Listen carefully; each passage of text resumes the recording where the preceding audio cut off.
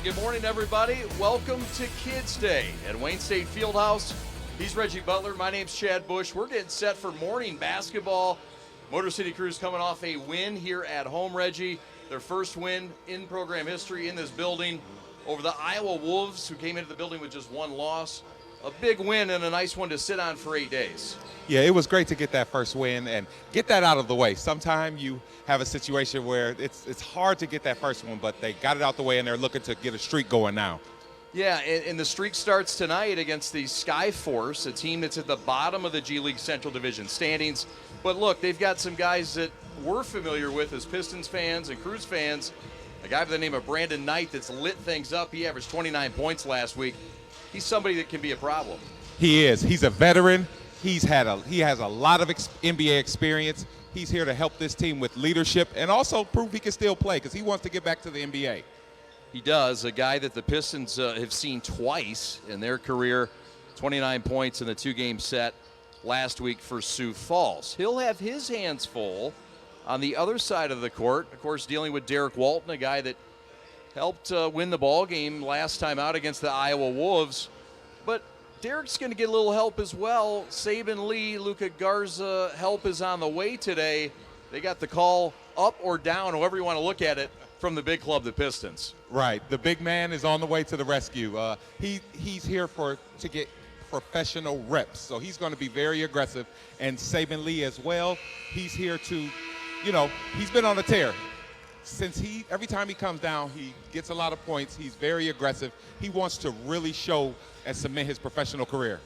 Those two, quite the tandem, as you see Luka Garza getting his paint points. He'll look for more of that today. We've got a dandy here on Kids Day. A big crowd of kids showing out here today at Wayne State Fieldhouse.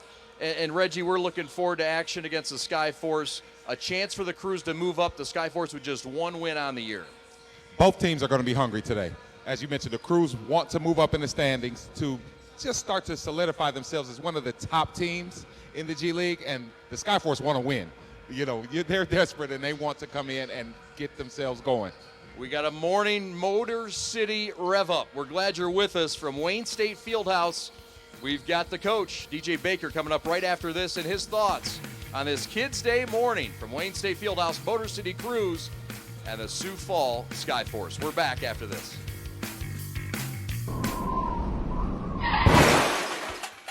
Car trouble? Yep. Hey, aren't you the founder and president of the Shannon Elizabeth Foundation? Yep. We drove all the way to Africa to tell you about Charity Motors. You drove to Africa? When someone donates their car to Charity Motors, the proceeds will go to any charity they choose. Like the Shannon Elizabeth Foundation? Yep. If you have a car to donate and you're driven to make a difference, please call Charity Motors now.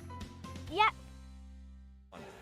Welcome inside the Wayne State Fieldhouse. It's time to talk with the head coach, DJ Baker, as we get set for tip-off. It's Kids Day, and it's early. What do you think, first off, Coach DJ Baker, about this early start Kids Day? It's sort of an exciting environment, isn't it? Yeah, I've been to a few Kids Days with other G League teams when I was in Toronto, when I was in Dallas, and they bring the energy.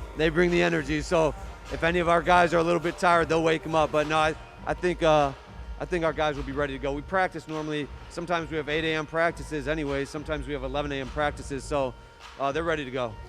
Let's talk about the moves that were made this week. It's been a busy day for the Pistons and the Cruise this week already. Yeah. Luka Garza, Saban Lee have been called up to this club or called down, however you want to look at it. Yeah. Look, they're playing today.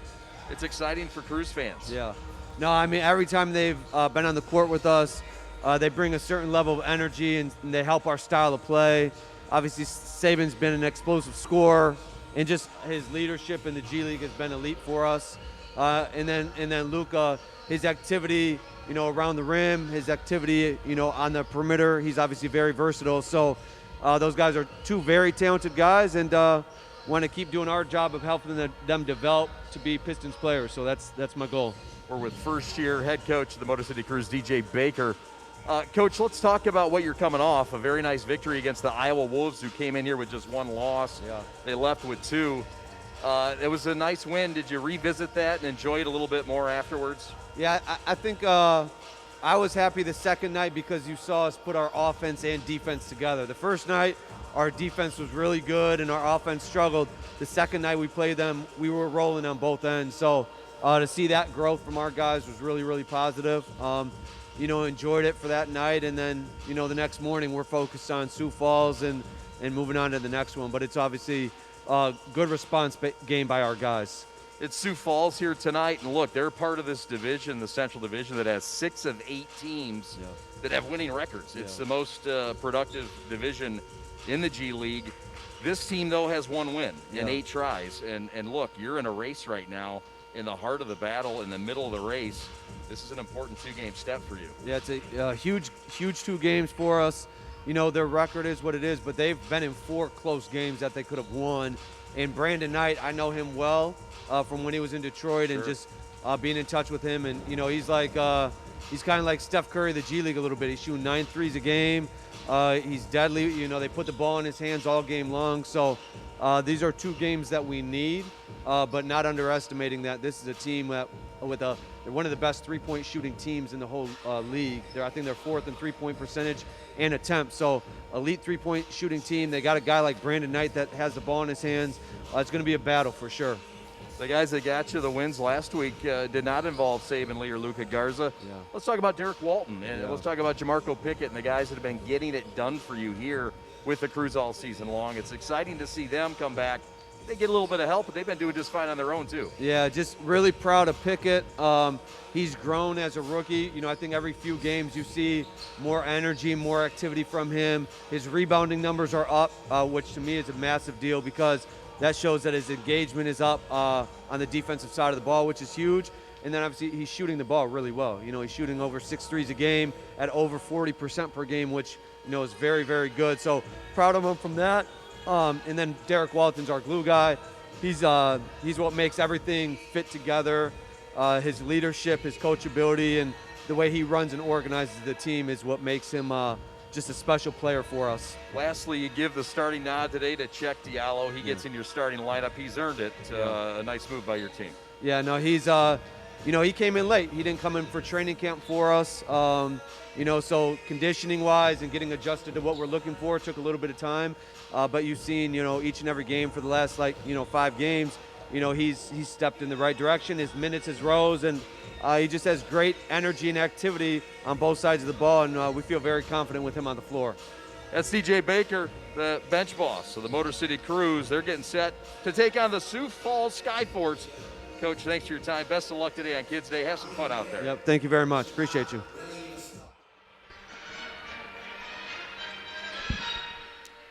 And welcome back to the Wayne State Fieldhouse. Let's meet tonight's starters for both clubs. We'll start with the visitors from Sioux Falls.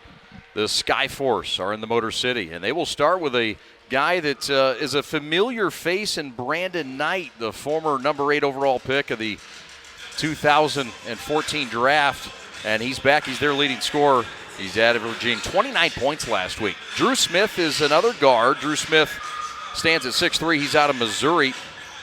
At the other guard spot in this 4-guard lineup is DJ Stewart, 6'6", 205 out of Mississippi State. Marcus Garrett is another guard in this lineup. Garrett, 6'5", out of Kansas, a 2-way guy. And Micah Potter in the middle, big fella who has been productive, 6'10", out of Wisconsin, under head coach Kasib Powell. His assistants are Ronaldo Major, Therian Williams, and Nate Wilson, Travis Voigt, also on staff. And now, let's meet the starters for your Motor City Crews. At the point, it's Harper Wood's own Derek Walton Jr. And Walton coming off a big game, perhaps his best week of the season, 15 points, 12 rebounds, 7 assists in the win over Iowa. Saban Lee is back up. This is the guy that leads the G League in scoring, 29 points per game. He's playing his 4th game and his first since November 18th against Windy City. He's gone plus 40 twice already this year. Jamarco Pickett out of Georgetown. And a kid out of the DMV with 16 points a game, 7 caroms a contest. Check Diallo gets a start at one of the forwards tonight. Kid out of Mali, the former product of Kansas. Check Diallo in the starting lineup for the first time for the Motor City Crews this year. Luka Garza is back from down the street at the PPC. Luka was promoted to the Crews this morning after playing 4 minutes last night for Detroit. By the way, Saban Lee played 20 minutes last night for the Pistons. Both guys full go. If anybody's going to be limited, it would be Saban Lee, maybe just a little bit. So those are the starters for head coach DJ Baker in his first year. He's a 4-year assistant head coach for the big club and the Pistons. Xavier Silas, an assistant, along with Jamal Benjamin, Brian Boyle, and Detroit's own Marcus Stout. Seth Ellenson and Anthony Berry are part of the athletic training staff. My name is Chad Bush, and happy to be with Reggie Butler on color this morning from Detroit. Welcome, my friend, into the broadcast, and I know you're excited to watch these two clubs, and you've got some keys to victory both ways. Yeah, thank you. I'm excited to be here. As far as for the SkyForce, they want to get off to a good start. They've lost 4 in a row, so they want to be sure that this doesn't emotionally turn into a pack-it-in game.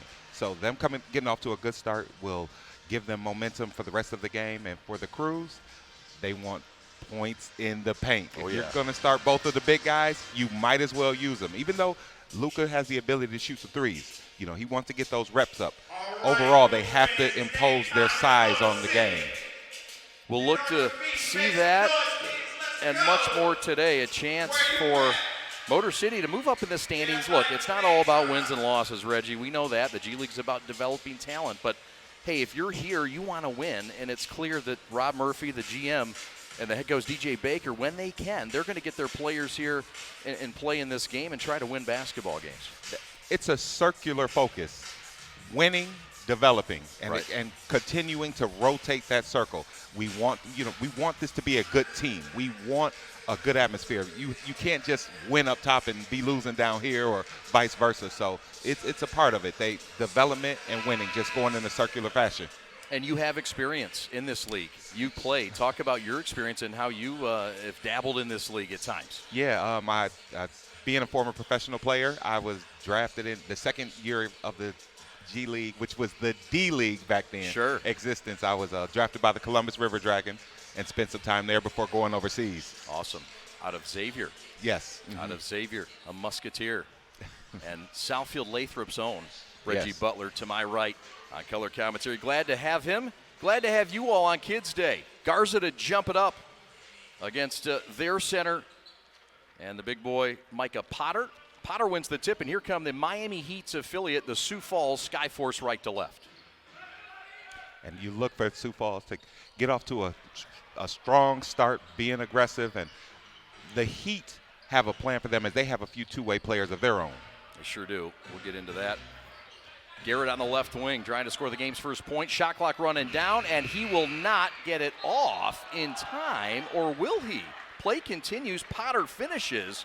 Hoop and the harm, and I'm not sure that shot clock didn't expire, Reggie, but for now, the SkyForce have drawn first blood. And I think the Crews were a little confused about it as well, but it looks like the shot got up on the rim, and everybody on the Crews stood around, and Micah Potter kept playing, getting the and one. So Potter gets the and one. The former Wisconsin Badger at 6'10", 250. And a nice battle tonight with Luka Garza, a couple of former Big Ten boys. Garza, the former Big Ten Player of the Year a season ago. There's a pass right wing from Lee that's too low for the 6'9" Pickett. And the Crews start slowly on offense. Yeah, you mentioned Garza and Potter. The Big Ten is the conference of big men. So here they are, played in that conference in college and moving up to the professionals here, banging again against each other. Now, the league you played in didn't have too shabby of big men either now. Was it the Atlantic 10 at that point? At that point, it was the Atlantic 10. They've moved to a higher, Big East, but we had some big men, good big men in the Atlantic 10 at that time as well. Sure did. There's a turnover forced by Garza and Diallo. Saban Lee on the run, the top scorer in this G League. Top side. Outside to Walton, right point Diallo. Dead spot right three. What? Sure. 3-3. We're tied on the Check Diallo triple. Just a minute in. That's something he's been working on. You know, he has a plan. He wants to get back in the NBA as well, and he was a inside guy, tip dunker, lob catcher, but he's really expanded his game. And the triple is answered just like that. So the SkyForce regained the three-point advantage. Saban Lee, 29 points coming off a 20-minute performance yesterday, and the Pistons lost to OKC. Mid-post right, to Garza. He'll step out and drill a 16-footer, and he's picking up where he left off back when he played 2 games to start the season, Reggie. Yeah, in those games, averaging 23 thus far, so he's familiar with the flow and tempo of the G League. 5 points for the Crews, trail the SkyForce by 1. Mid-post right, floaters up and good. That's from Marcus Garrett, the 6'5 guard out of Kansas, and a two-way player. Yeah, Garrett's pretty good. He has a good pick-and-roll game, as you saw there, him getting into the paint and throwing the floater, not over-penetrating. Right corner, Pickett threw it away looking for Garza, and Diallo will stop action. The Crews come in 5-4 on the year. The SkyForce come in 1-7, and the Crews are one of 6 teams in the Central Division that are above 500. It's the most productive division in the G League. As the foul's picked up by Czech. SkyForce just 1 win, but the talent, they say, is better than that. And we see a rip and drive from Stewart there, Reggie. Yeah, it seems like the water's kind of parted. What it looks like Sioux Falls is doing is stretching the Crews out. That's why the middle's wide open. Middle open for the Pistons, Crews as well. Garza down low, big man Love. And it's a 10-7 SkyForce lead as the Crews now have a touchdown in points. Yeah, the Crews, you could tell that their plan is to get the ball inside. You know, they have Garza and Czech out there. You want to use that to your advantage. Potter's triple is through, but it's waved off. And the SkyForce are coming off a win themselves, they're coming off, not a win themselves, they're coming off a loss. They have a 4-game losing streak. Their last win was in Grand Rapids, so they do have some mojo with the state of Michigan. Their only win was a 115-101 win against Grand Rapids back on 11-11. Saban Lee dead spot left for 3. You betcha. He's tied it at 10 with 8:50 to go in the first. I imagine we'll see a few of those. He takes this serious when he comes over to the Crews. He wants to show the Pistons up top that, hey, I can continue to be a player that you could depend on. So when he comes down here, he's all business. Yep, and he's shown that, going for 40 burgers twice. Garza steps outside and sticks an 18-footer like it's a layup. Knocked home a couple long ones. We're tied at a dozen with 8:20 left. Garza's so comfortable shooting the ball. Even though he's a big guy, he has post moves. He's a really good shooter. Lee defending short corner right and forces the walk. Pulled the chair out a la Rick Mahorn. And Mr. Stewart shuffled the shoes, flipped it over. Yep, shout out to Rick Mahorn. Have you ever gone body to body with Rick Mahorn in the block? Several times. He's one of my mentors. Is that right? Yeah, so our Rick kind of raised me, we'll say, and he pulled the chair several times, and I ended up on my rear end. What's something about Rick Mahorn that people that don't really know him well would be surprised about? That after he walks in the room and calls you 6 names, he's a great guy. 6 names that you couldn't say 5 of them on the air? Absolutely not. He does a great job on Pistons radio. Mark Champion. There's a steal and a turnover. SkyForce the other way. Got a great sense of humor. Stewart left hand leaning, fancy footwork. No tip back is good. And we'll see who they give credit to there. But the SkyForce have led most of this game. They're +2 right now, Reg. So I remember the keys to the game was to get off to a good start. That's what they really wanted to do. When you're on a losing streak and start a game slow, it's just not the best thing to happen. So you want to start fast to give your team momentum. The top scorer for the SkyForce, Brandon Knight, gets the floater, but it's an offensive foul called, and they'll wave off the bucket. It is a fast start for the SkyForce, as my partner stated. 14-12, they lead it. Their loss, their last time out, was against Fort Wayne. This is just the 3rd road game for the Sioux Falls SkyForce. They've been at home for the majority, 6 of the 8 games they've played this year. The SkyForce is actually a team that came over from the CBA when the D-League started, and so that's a great town for minor league basketball. There's a ball tipped out of bounds. Saban Lee with a $1 million move. Just couldn't get it to fall. Timeout on the floor. Good morning, everybody. We're glad you're with us on the prep. It's part of a double dip. We've got a high school game later tonight. That's right, we're going to open our high school prep schedule. Full court prep tonight out on Orchard Lake. We'll talk more about that later. Right now, the SkyForce up by 2. Want more NBA action? Jump into League Pass and stream live games anywhere. Stream more dunks, more buzzer beaters, and more moments all season long on any device. Catch up with condensed games. Get interactive stats. And customize the play-by-play with local broadcasts. NBA League Pass brings the game to you. Subscribe today.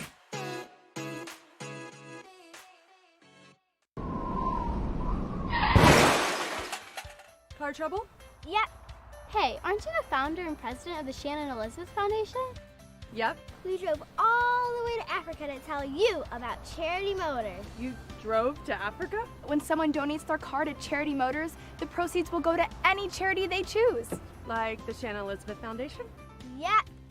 If you have a car to donate and you're driven to make a difference, please call Charity Motors now. Yep.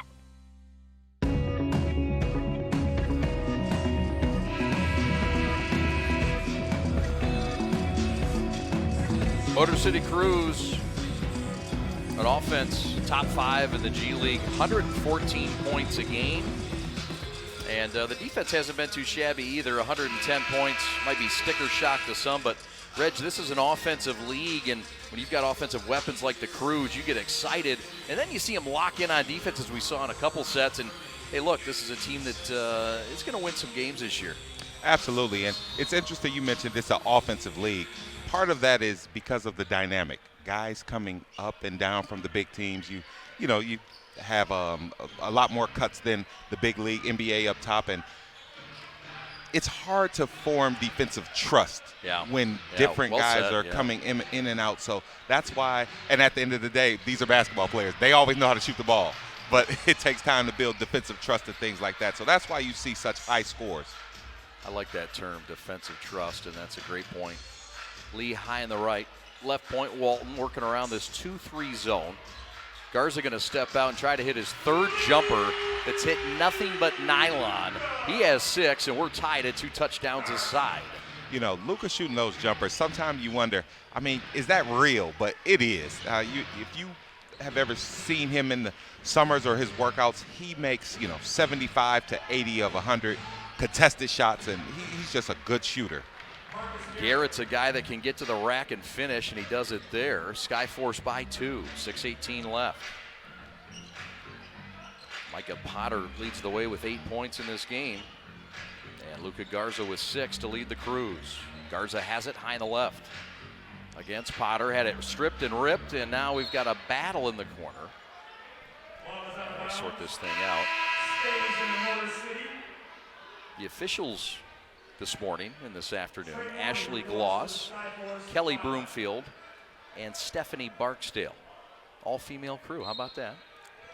Great. That's one thing I love about the NBA and G League is they're so diverse. They want to be sure that anybody who has the ability gets an opportunity. I love it.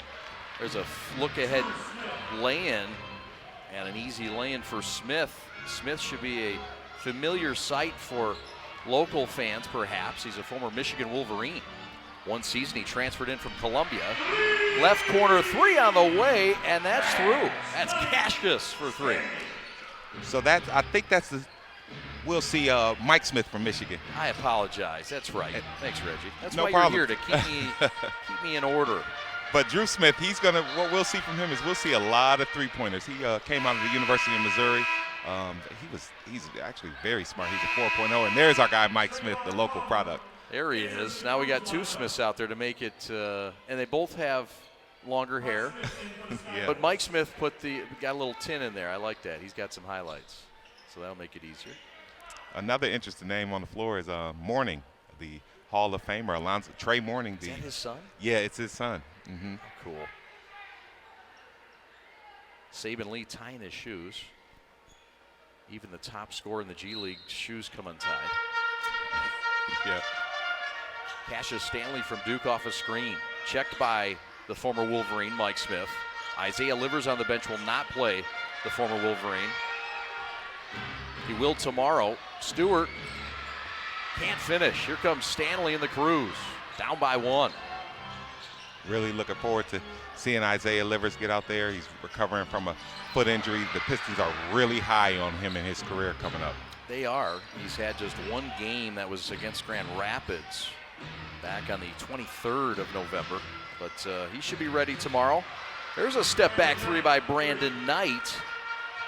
And he gets himself on the scoreboard for the first time. It took, 6 minutes, Reggie, for Knight to score? Mm-hmm. And with him being such a veteran, you'll probably have a situation where he wasn't going to come out and take the first couple shots. So he understands how to get others involved and set the pace and knows, hey, if I can be the guy who's a linchpin while still scoring and doing well, that looks good up top. An NBA team will want to bring me up and say, hey, you're not going to stun our development trying to recapture your glory. So it's a great point. It takes some humility and some ego checking to do that, right? I mean, you're a guy that's a former number 8 overall pick in the NBA draft.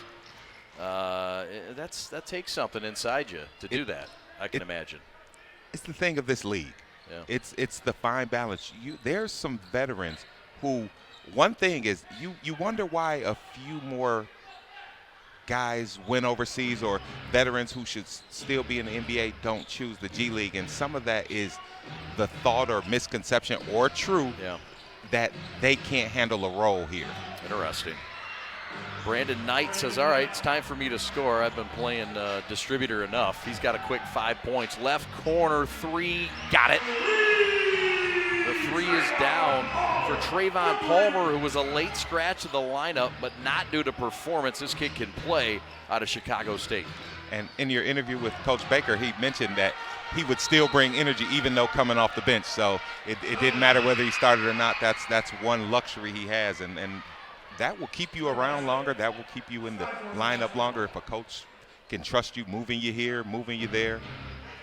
Sometimes guys are needed to be the glue guy and not the score guy, right, at the big league club. It's so much of an emotional factor at this level. It's how your emotional balance, how you either tuck your tail in or know when to let it out. Even if you haven't played a couple of games, they'll call your number. Are you ready? Yeah. Or they sit you down. How's your body language? Cash is to the hole, fouled going up. He'll have a chance to cut into the SkyForce lead. They have led most of this game. There have been a few lead changes, but the SkyForce, behind their 8 points from their center, Micah Potter, have the early lead on this Kids Day. Stick around at halftime. We'll talk to the Detroit Pistons and the Motor City Cruises Director of Community Relations, Chris Economius. We're looking forward to talking to Chris. Strategic development, community relations, does so much. And he's a big part of Kids Day today. Stewart from the left dead spot. That thing coughed out. And here come Lee and the Crews, down by 1. That was a pretty good play. Knight turned the corner, threw it back, and they got the shot they wanted. Just didn't go in. Garza made his first 3 shots. Has missed his next 2. Nothing inside 16 feet. Smith, bounce pass, left corner, Knight. Step back, corner, triple try, bullseye. That's how you can see a veteran. He starts the game out by not shooting, but when he starts, they all go in. I mean, it just shows you the level of players, that they're so good they can control when they score. You might see an immature player always trying to score, but a veteran like Knight, he's like, okay, I'm going to pick and choose my spots. Maybe I'm about to come out, so let me get a little aggressive right before the timeout. And it's interesting to see if he'll be on the floor after this timeout. Recognition, maturity. Fun to watch here in the G League. We're glad you're with us this morning. 2:39 to go. SkyForce by 4. We're back to Midtown Detroit right after this.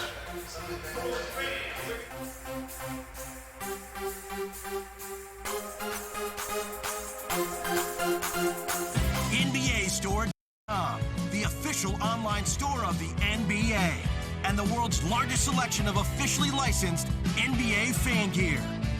With unique designs by Fanatics, Nike, and all the latest styles for every NBA team, plus one-of-a-kind products and authentic collectibles. Shop now and get today's special offer. NBAstore.com, a Fanatics experience. We like to do it before we go out on the weekend. We do. We do it every week. Whether we need to or not. We did it today. It was really dirty. My parents do it every day. Hey, kiddo! Do it every day with the Unlimited Club only at Jack's Car Wash. Protect your car from the hot summer sun, dust, dirt, and contaminants all summer long with the Jack's Unlimited Club. Join today, starting at just $22.99 a month. There you see these two teams and where they sit in the conference, and that middle is bunched up. The Crews, a game above 500. So are the Iowa Wolves. They played the toughest schedule thus far. Wisconsin herd 7-2 lead the way. Crews in fourth place. Sioux Fall, SkyForce 1-7, but you see they came out hungry and they're capable of beating anybody in this league. Yeah, it's a fine line. It could be the situation in a league like this. It could be a situation where your top players are on two-way deals, and the NBA team has kept them longer than another team. Right. I mean, it's such a fine line. I mean, these are all pros. It's a lot about demand, isn't it? Absolutely. And Saban Lee could be a better situation or example of that. Mm-hmm. And he's getting some opportunities as well right now with Mr. Joseph out with an injury. Smith with the basketball, the former Michigan Wolverine. Congratulations to the Big Ten football champion Wolverines. There's a back of the heel miss. No, Servetus is checked in. Servetus, the long gun, left-handed Lithuanian threat. Walton flipped back to Cassius, and here come the Crews, down by 4. Turns the corner, lays it up, counted, and a foul. Cassius again.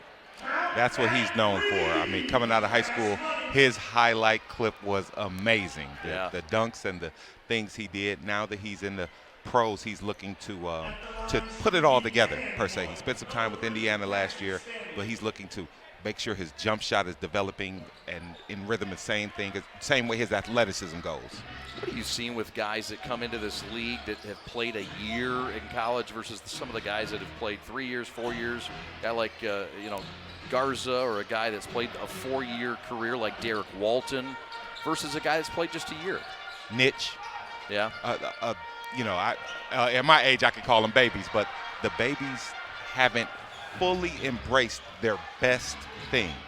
They kind of want to go and do a bunch of things to show people how good they are, and it's not that they're selfish or anything. I mean, look at the age. Right. They want to show people what they can do, but a veteran has learned people will pay me for what they need. So a veteran, knowing, hey, I'm a shooter, is not going to dribble much if he knows the team doesn't need. A veteran knowing I'm a defender is not going to try and do something offensively that they don't need, because they pay other guys $100 million to score. They don't need you to score. But I mean, think about a younger guy. He's like, hey, I can play. I want to show it. So it's just learning your best niche and putting that forward. Yeah. Good point. Cassius out to Derek. Derek gonna fire up. Dead spot right, triple no. Triples have been hard to find for the Crews tonight. Whip pass back to Ferguson, who's checked in. He hits the deck, ball loose. Substitutions for the Skyforce. 3-ball on the way by Potter, and that's down. And that is his 11th point of the night. He leads them in scoring, and he's shown a little bit of ability to step out and knock one down, just like Garza did. He's really improved. In college, he didn't shoot jump shots at all. He was really a low post, set screens, and roll guy, but here he's showed his range. Pretty feed from Walton. Diallo couldn't finish. Smith back the other way. This is Drew Smith. Dumped down to Potter, and he piles one in, and those paint points are starting to pile up, partner. Yeah, Skyforce doing a great job attacking the middle, and the way since they have a few shooters in the game, is stretching the Crews out, so they're recognizing that. Skyforce with their largest lead of 8. And they will have about a 6-second differential on the shot clock. Crowd still piling in here on Kids Day. Glad you're with us. Hope you had a nice breakfast. brunch, whatever. Mike Smith alone for three. Got it. Can't do that. 11-point SkyForce lead with under 10 seconds left. Smith so crafty. I mean, he came off that pick and roll and knew that they both were going with the roller and stepped back for the shot. And there's Walton. Derek Walton answers, and that's a big answer as it ends the first quarter. 36-28. The end of one. Yeah, we got a score fest. Things starting to heat up in Midtown Detroit. We're glad you're with us. Stick around. SkyForce by 8.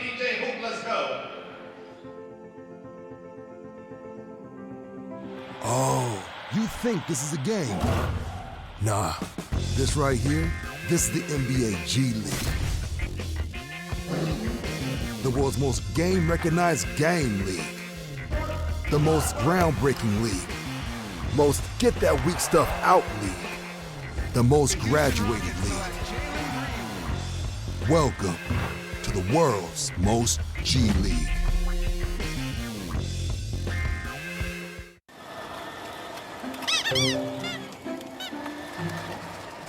We're here to donate our cars to Charity Motors, right girls? Yep. And we're gonna get the full fair market value for our cars right now. You with me? Yep. And they'll even take this junker. Yep. And we get to choose which charity the proceeds go to, right? Yep. And our car goes to someone in need, right girls? Yep. I'd like mine to go to Mr. Buckles here. Charity Motors. Yep. Car trouble? Yep. Hey, aren't you the founder and president of the Shannon Elizabeth Foundation? Yep. We drove all the way to Africa to tell you about Charity Motors. You drove to Africa? When someone donates their car to Charity Motors, the proceeds will go to any charity they choose. Like the Shannon Elizabeth Foundation? Yep. If you have a car to donate and you're driven to make a difference, please call Charity Motors now. Yep.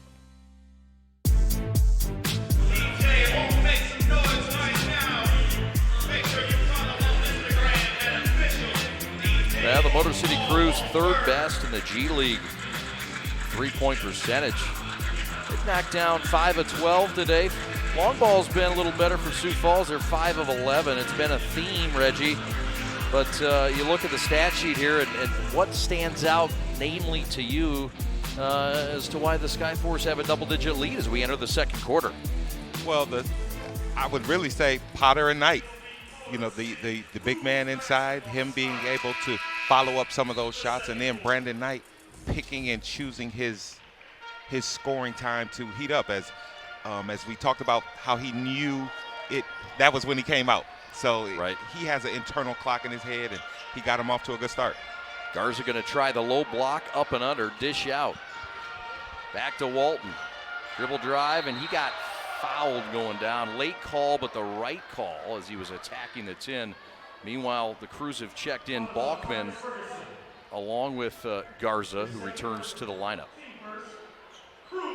Crews moved the ball around, but you see the SkyForce, they have a lot of energy today. So everything the Crews are doing, they're flying all over the place. And an interesting thing, with this being an 11 a.m. game, look at the score. It's a high-scoring game. This is the time when these teams practice. Yeah. So they're even though it's early for us, their bodies are awake because they're normally in the gym working out every day at this time anyway. Servetus with a lay-in, 6-point SkyForce lead. Garrett to the hole. Kick out Smith, and that leg was kicked out too. And he falls into his bench, and we've got 3 shots coming up. Good ball movement by the SkyForce, and we'll look and see. Did that leg kick out a little bit? Well, can't tell from there. Let's see if we can get another look. So Mike Smith, line left. No relation to Drew Smith, his teammate. And it's 1 shot for 3. Smith went undrafted last year in the NBA draft. He was selected in the second round of the G League draft by the SkyForce, 41st overall. Servetus rips, drives, left hand, laying good. Servetus, who is a really good three-point shooter, that was a great job by him of recognizing that people are going to be running at him all night. So taking advantage of that and going to the hole. Has earned the nickname Cash. You know you can shoot if they call you cash. That's right. Walton the other way, going to run by the SkyForce. The SkyForce, by the way, have checked in Martine Krompol, guy that has posted 3 straight games with double-figure scoring and 20-plus minutes played only. 6'9", 235 into the lineup. They will check him out quickly. Yeah, and that was an interesting play by Walton to draw that foul. Small plays like that. I mean, he's known as a cool and calm point guard, a good shooter, a team general, but he turned on the Jets there. He's got a different level. He does, and that's important for teams to see that he can shift pace like that. Garza finishes down low. 39-34. Luka with 8 points. Good roll by Luka to get the easy 2 points. Garrett on the perimeter. Smith step back, air biscuit. And you see Garza said a little something to him and said, hey, this is the Big Ten, buddy. You know, as you know that they matched up so many times, I'm sure all the players remember each other and just have their internal battles going on. No doubt. Dish down to Garza, left block around 2 defenders, and they're holding on to him for dear life. You have to, because if you don't, he's going up. He's so strong, even though he has that good touch. You'll see here on the when he catches it. I mean, if you don't wrap him up, he's going up. Played 4 minutes last night. He has a couple starts with the Pistons with the injury to Kelly Olynyk. He's had to play some more minutes. Of course, Mr. Stewart was out for a bit, so. And the reason they bring him down is for these professional reps. So him coming down to this level and being able to, besides break a sweat, get to that second level of fatigue. So once you're fatigued, the shots start going different, and it's just great repetitions for him. Those legs start to give out. Garza right block in trouble. Back to Balkman for 3, no. Good defensive set for the SkyForce there, and now we get a whistle and a clock stoppage, a reset. It's a little early for everyone. It is. Everybody's getting adjusted here, and hey, look, it's a fun day. Kids are here. The crowd is still continuing to blossom here, and it's filled in nicely for this is a nice deal in the middle of a day. Folks, some people work at night, and it's a good field trip for these kids. They get to get out and relax a little bit. It's great. A day like this is basically a field trip. It's almost as good as when you came into class and saw the TV monitor. Yeah, except you don't have to go, somewhere you don't want to go. You get to go to a basketball game. Absolutely. Well, I shouldn't say. When I was a kid, that was my thing. Backing his man down and drawing the foul is Garrett. This is Marcus Garrett, who's a two-way guy who played his college ball at Kansas under Bill Self. He really just understood what he had. He was about to start doing perimeter, between his legs moves. Then he realized, I got 4 inches on Saban Lee, so why wouldn't I turn my back on him and try to, take him to the post, which worked, which was successful. Yes, sir. Guy that put up 18 points, a career high. Potter cleans up the miss there. 41-34. Potter's been on tilt today. He's got 15. Yeah, Potter had his cup of coffee this morning because he started out this game really strong. Double shot. Lee to the rack, blows by, and Potter blocks it, but Garza's got his back, and the Crews have got back within 5. Great job by Lucas staying with the play, realizing that, hey, it's not over.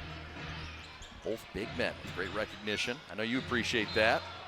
Absolutely. I love to see those big guys active. Yeah, I like them out there, but they have to be active. Today's game has changed, and it goes so fast. And if they don't want to get left behind, they have to be a part and increase their activity levels.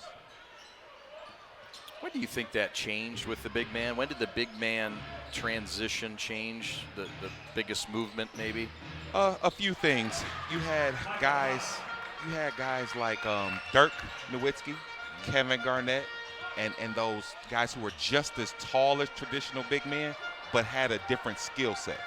And besides offensively, they were different defensively. They could go out there on the perimeter and switch things, and before you knew it, bigger guys who couldn't do all of that started becoming less and less valuable. Also, the rise in analytics per se, because analytics does favor a 3 over a long 2 or a post move. So as all of those things started taking shape, the game started changing. Yeah. About the turn of the century, maybe. Guess when Garnett and Nowitzki, when those guys were busting into the league. Early 2000s, I would say, and I mean, you still had your Shaqs, but as Akeem, but think about the guys who around that time went away from the game. Akeem Olajuwon, Patrick Ewing, all that generation of big David men. Robinson. When you have guys like that who were coming out, I mean, there's nobody as good as them to replace them, and the guys who replaced them were different. We're developing a different skill set. Absolutely. Seeing the advancement. Knight will take it to the 10 and lay it in. He's got 10. And don't look now, the SkyForce back up by 9 with 8:10 to go. Savitas on the perimeter.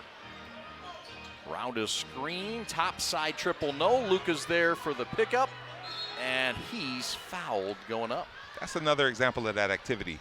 Luka was actually open where Savitas could have gave him the pass, but he didn't settle. He ran in from the three-point line to just see what was there, and you'll see right here. Crash that rim. Absolutely, and once he gets it, just go up strong. Good things will happen, and they do here. Of course, the G League, you shoot just one free throw, whether it's for 2 or 3. And I think that's a good concept for this league to keep the game going fast. And I agree. Free throws have been an issue. A couple misses back-to-back for the Crews, and that's coupled and troubled by another triple. And Micah Porter putting on a clinic. He now has 20. Yeah, he's really, really improved.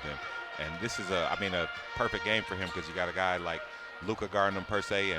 And I mean, it's great for both of them because neither one are the quickest guys on the court. So you'll see that once you set a pick, the pop is a little more open than if you were playing against someone else. It's kind of a good matchup for both of them offensively. Somebody your size. As a big guy, that's what you beg for. I mean, sometimes you might have somebody smaller, but then your team will say, oh, it's a matchup problem. But when you have somebody your size, they typically let you all play one-on-one almost. Right on. Garza's going to get a breather, and his minutes starting to climb. He's at about 12. He has free reign today, by the way, for minutes. Pickett with the rebound. He's checked back in for Garza. Kid who is the top scorer was amongst the actives until Mr. Lee showed up today. And you'll see he's like a Swiss Army knife. He rebounds. There he is in the corner getting ready for a three-pointer. Just so versatile. Palmer picked up the offensive glass and had it rejected. Loose ball foul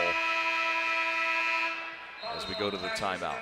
So, 6:56 to go, second quarter. Having fun. The Crews trying to get their 6th win of the year and continue to stay above 500 in the push for Vegas at the end of the month. We're coming back with SkyForce Crews basketball on Kids Day in Detroit. Thanks for hanging on the prep, the home of Motor City Crews basketball. Want more NBA action? Jump into League Pass and stream live games anywhere. Stream more dunks, more buzzer beaters, and more moments all season long on any device. Catch up with condensed games. Get interactive stats. And customize the play-by-play with local broadcasts. NBA League Pass brings the game to you. Subscribe today.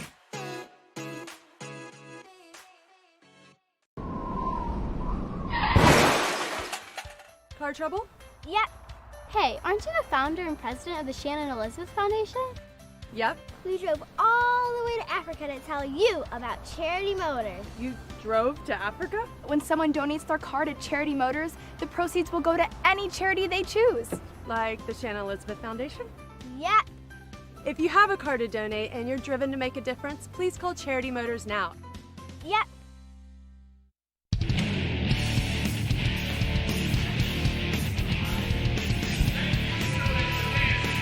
The Detroit Pistons affiliate, the Motor City Crews, looking to win back-to-back home games. looking to get to 6-4, but right now it's the SkyForce up 48-36, enjoying their largest lead. And this guy right here, Micah Potter, the kid out of Wisconsin, has been the story. Yeah, he's got off to a really good start. Again, in college, he was more of an inside guy, but you see the work that can happen when you work on your perimeter game. Stewart, left elbow jumper, rolls in. It's a 14-point SkyForce lead. They're looking for their first win since all the way back when they won in Grand Rapids on the 13th of November. Yeah, you might see the record as 1-7, but they're still well coached and they're hungry. You know, it's hard to play against a team that feels they have to win. That's right. Stanley back to Palmer in the corner. That's in and out. Jamarco with an offensive rebound. And offensive rebounds has been a strength today for the Crews. Pickett's covered up and fouled, but that's one thing they've done well today. They've done a good job as the SkyForce have gone in and out of that zone. It's a little bit easier to offensive rebound when a team is in a zone, per se, because nobody has a responsibility. Come on now, I covered Eastern Michigan for 10 years, and they didn't play but one possession of anything but zone. So, yeah, no, those offensive rebounds were always one of those things where you look at, they get frustrating. But at the end of the day, if that zone's doing its job, you'll sacrifice that, right? There it is, because you've made them shoot a shot that you probably wanted them to shoot as opposed to what they got, what they wanted to get. You said it. Palmer's fouled going up. A lot of great defensive seasons for Rob Murphy at Eastern Michigan. Some of the top defenses in the country. Yeah, he really did a good job. Brought that Syracuse zone with him, and they were hard to play against. When you would come, up to Ypsilanti to play, everybody knew that they were in a dogfight because you would never, even if you had a hot game, you could never get too far ahead of them because of the style of play. Never are you going to ever get too cozy in that defense. 50-38. And Murph was good at getting guys that fit that 2-3 zone, and that's part of the positioning. Stewart left-hand jumper now. Here comes Saban Lee. Crews down by a dozen. Let's see if they can make a move here with 5:50 left until the break. A little two-man game with Saban and Luka here. Any comeback is going to I would say it's going to involve Saban Lee. He's going to have to start to turn it up. He scored a lot of points here in this G League, and I expect him to get really aggressive. Yeah. Gave it up there. Palmer triple no. SkyForce have reached half 100. Brandon Knight, the former Piston, 15-footer no, and out of bounds back to the Motor City Crews. Don't forget, Chris Economides will join us at halftime. And we'll get his thoughts on all the wonderful things going on here at Kids Day and all the activities and the wonderful things going on in the community, the positivity in the Crews and the Pistons. Saban Lee right elbow jumper, and maybe that's something that'll get him going, Reggie. Mm-hmm. Yeah, I know he's out there itching to make it happen. I mean, he's dropped 40 twice this year. He kind of knows when he has a good flow and when not, and he's going to start turning it up now. Just 5 points right now on 6 attempts. Loose ball. Lake getting back. And now Lee covers up Stewart. Too strong with it. 3-on-2, developing. Palmer, Cassius, Pickett. Lost it. Slapped out by the SkyForce. Nothing's coming easy today for the Crews. Everything looks a little forced. Yeah, and well, the SkyForce are them playing at the tempo they're playing at. Whether it's speeding the Crews up, but mistakes happen when you go a little bit faster than you're comfortable. Yeah. So I know the Crews can run, but if some of this is based off the SkyForce, that's where you'll see. There it is. I mean, look how fast they're trying to play. Yep. You have mistakes when speed comes into the equation, almost like driving a car. It's harder to control the faster you go. That's right. SkyForce have checked Martine Krompol into the lineup. Cassius Stanley from Duke, left corner to Saban Lee. Garza in the post. Bullies his way down and fouled going up. Big boy says, wait a minute, I walled up. Yeah, it's hard to stop Garza. I mean, he's creating so much contact. He's so good using his body. It even has the appearance of a foul. You might think you're walling up, but see there, he's not able to get steal because Luka's creating so much contact. Gotcha. Free throw's good for 2 points. And the Crews have it under double digits. Garza has a dozen to lead the Crews. We're coming right back for the finale of the first half in this Kids Day. Thanks for hanging with us. This is the Preps coverage of Motor City Crews basketball. Oh, you think this is a game? Nah, this right here, this is the NBA G League. The world's most game-recognized game league. The most groundbreaking league. Most get that weak stuff out league. The most graduated league. Welcome to the world's most G League.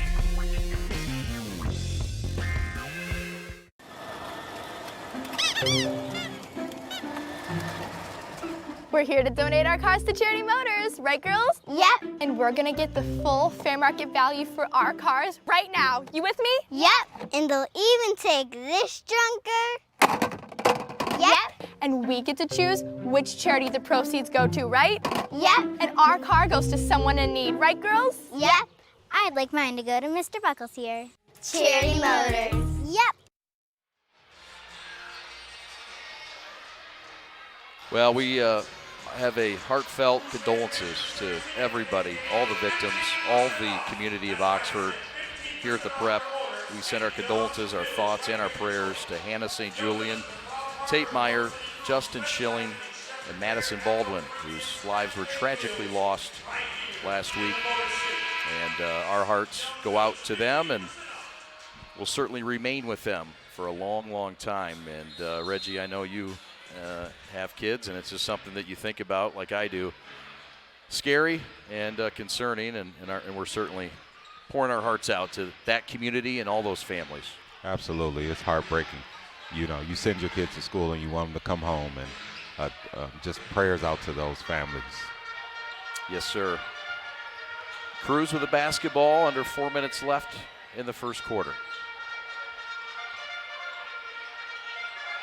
Trayvon Palmer with a triple from Trumbull.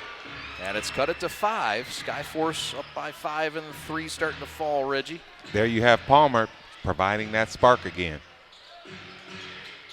Spark on the defensive side, and it's carried over offensively.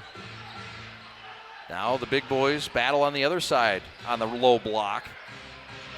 Garza walls up and gets the win there. Good job. I think if they're going to have a physical matchup, I think Garza wins that every time. No doubt. Stanley, right wing 3, no. Would have brought the Kids Day house down. Brandon into the front court. Knight. Swoop pass picked off by Pickett. 2 bigs with a 2-on-1, and Jamarco hacked at the hole. And the Crews about to get as close as they've been, Reg, since mid-first quarter. A great game plan during the timeout. I mean, you have Palmer who hit the 3, and Pickett there stepping into the passing lane. You start to put guys like this in the game who are, I don't want to say utility players, but I like to call them grounds crew. Yeah. They handle a bunch of tasks. So Pickett, he gets steals, gets offensive rebounds. You got Palmer, brings energy, shoots 3s. They know what role they are, and that role is to provide energy. So, and keep things together. So, great job, great lineup right now for them to come back. Sort of that skilled role player, that everybody longs for. Absolutely. So hard to find. Think about a grounds crew. Yeah, that's right. Who's willing to put bags on the plane? Who's willing to clean the plane? That's right. Who's willing to put snacks on the plane? So that's a great equation. 52-47, SkyForce on top. Luka in the right block, short corner right, no, lost it long. And Brandon on the run. Great move, a little too much on the spin. Start, stop, hezzy, and boom. Jamarco Pickett says no free love in this paint. Brandon's going to have to earn it line left with 2:11 to go until halftime. Yeah, it makes sense. Well, while you're on a run, you might as well make them earn everything.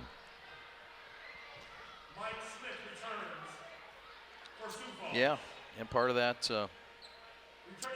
is eating up fouls. There is some depth at the big man spot. Guys do get in foul trouble. A little bit more today. Yeah, I don't believe in saving fouls. Unless it's a time and score thing. You know, you're not out there just to hack, but you might as well get your money's worth. You might as well go to the bench saying, Coach, I gave it everything. So. How many flagrants did you get? A couple. Yeah. Remember, Rick Warren was my mentor, so. You're forgiven. So, I mean, it was just a situation where I was taught just nothing easy, nothing dirty, but nothing easy. And if you're going to get called for a foul, I mean, might as well feel it a little bit. That's right. A block the other way has led to the Pistons' possession here. Garza, top of the circle, 3, no. Here come the SkyForce. 90 seconds left until the break.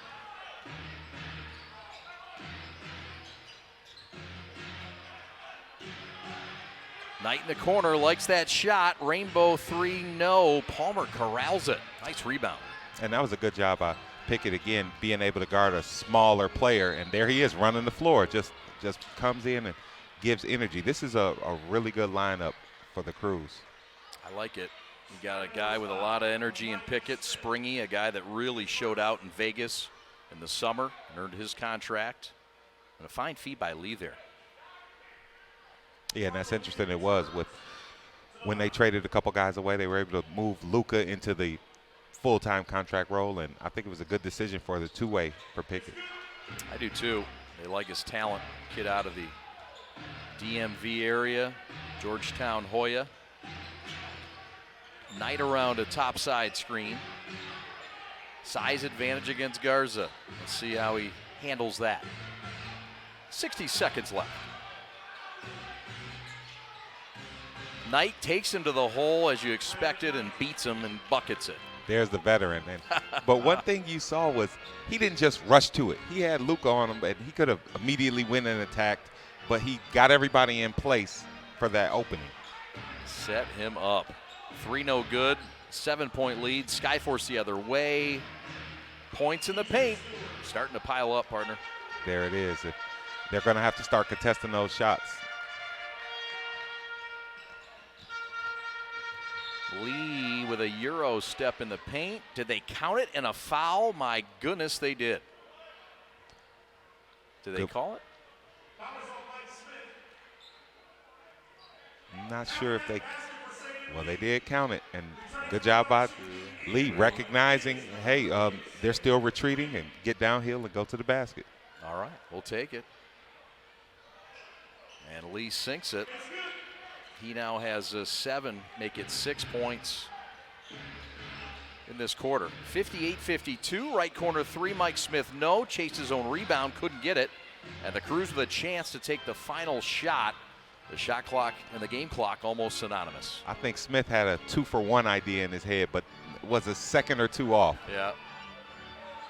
So Saban will set him up at half court against Garrett. High ball screen, Garza goes off ball.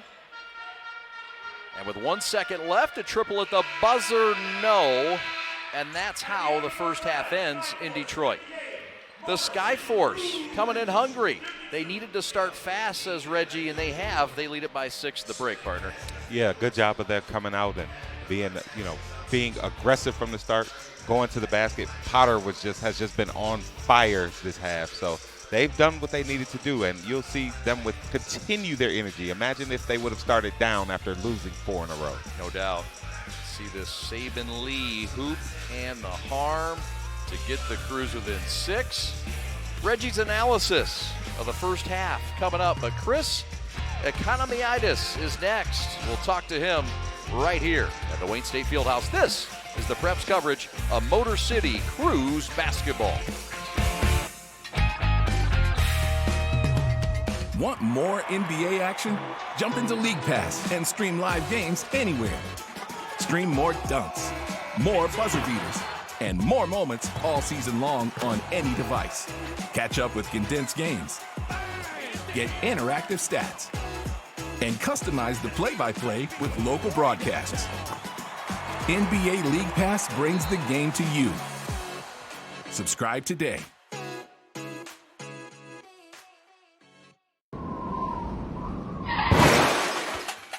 Car trouble? Yep. Hey, aren't you the founder and president of the Shannon Elizabeth Foundation? Yep. We drove all the way to Africa to tell you about Charity Motors. You drove to Africa? When someone donates their car to Charity Motors, the proceeds will go to any charity they choose. Like the Shannon Elizabeth Foundation? Yep. If you have a car to donate and you're driven to make a difference, please call Charity Motors now. Yep. NBAstore.com, the official online store of the NBA and the world's largest selection of officially licensed NBA fan gear. With unique designs by Fanatics, Nike, and all the latest styles for every NBA team, plus one-of-a-kind products and authentic collectibles. Shop now and get today's special offer. NBAstore.com, a Fanatics experience. We like to do it before we go out on the weekend. We do. We do it every week. Whether we need to or not. We did it today. It was really dirty. My parents do it every day. Hey, kiddo. Do it every day with the Unlimited Club only at Jack's Car Wash. Protect your car from the hot summer sun, dust, dirt, and contaminants all summer long with the Jack's Unlimited Club. Join today, starting at just $22.99 a month. Oh, you think this is a game? Nah, this right here, this is the NBA G League. The world's most game-recognized game league. The most groundbreaking league. Most get-that-weak stuff out league. The most graduated league. Welcome to the world's most G League.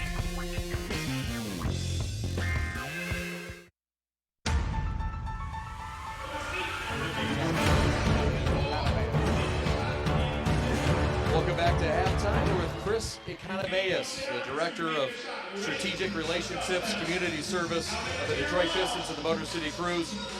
Chris, talk a little bit about Kids Day today and how important it is. Over 500 kids in the house and a lot of things planned.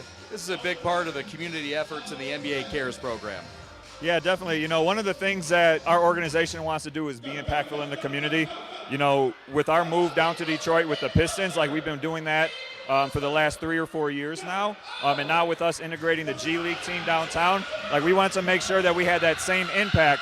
So today is actually our first annual Education Day. So like you said, we brought out over 500 students. I mean, you can hear them in the background right now. I mean, it's been a great day. You know, we have schools from River Rouge District. We have elite school management here. Our president, Rob Murphy, did a great job with his existing relationships to, like, get these kids out today. And it's a great day to have, like, all of these kids out for, you know, like a mini field trip. It's a nice field trip. We were talking about it on air. I mean, you get to go to a basketball game, and there's multiple events here, including this 3-1-3 robotics competition. Tell everybody out there, there's a lot of things going on today that kids are going to get involved with. Yeah, so we definitely have some educational, you know, activations going on in the concourse. Code 313 is a local nonprofit that's in the STEM and STEAM world.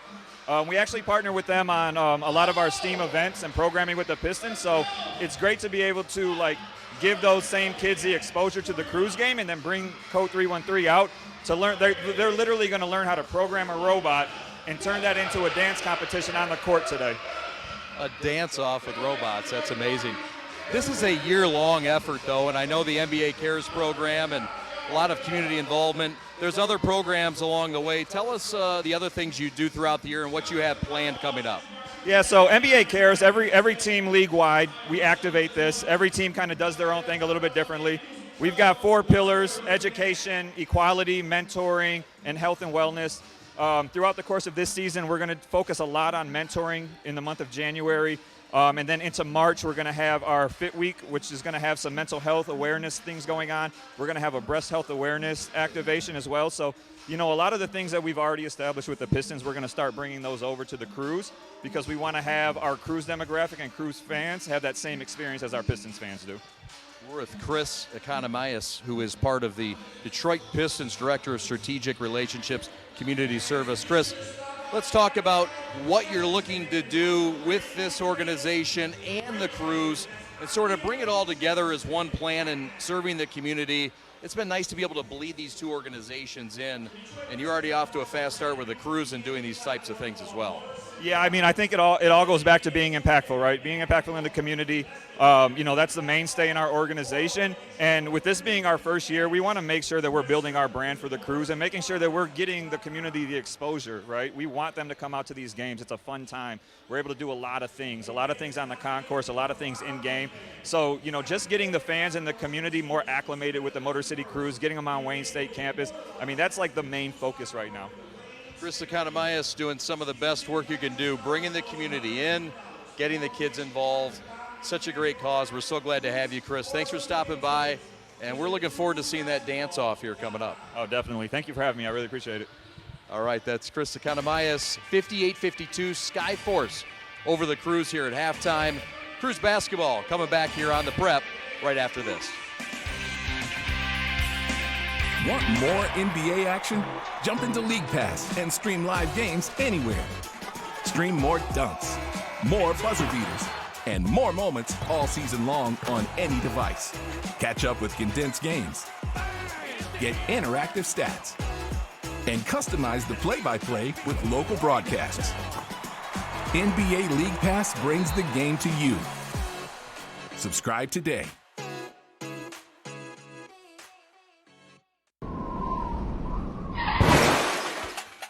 Car trouble? Yep. Hey, aren't you the founder and president of the Shannon Elizabeth Foundation? Yep. We drove all the way to Africa to tell you about Charity Motors. You drove to Africa? When someone donates their car to Charity Motors, the proceeds will go to any charity they choose. Like the Shannon Elizabeth Foundation? Yep. If you have a car to donate and you're driven to make a difference, please call Charity Motors now. Yep.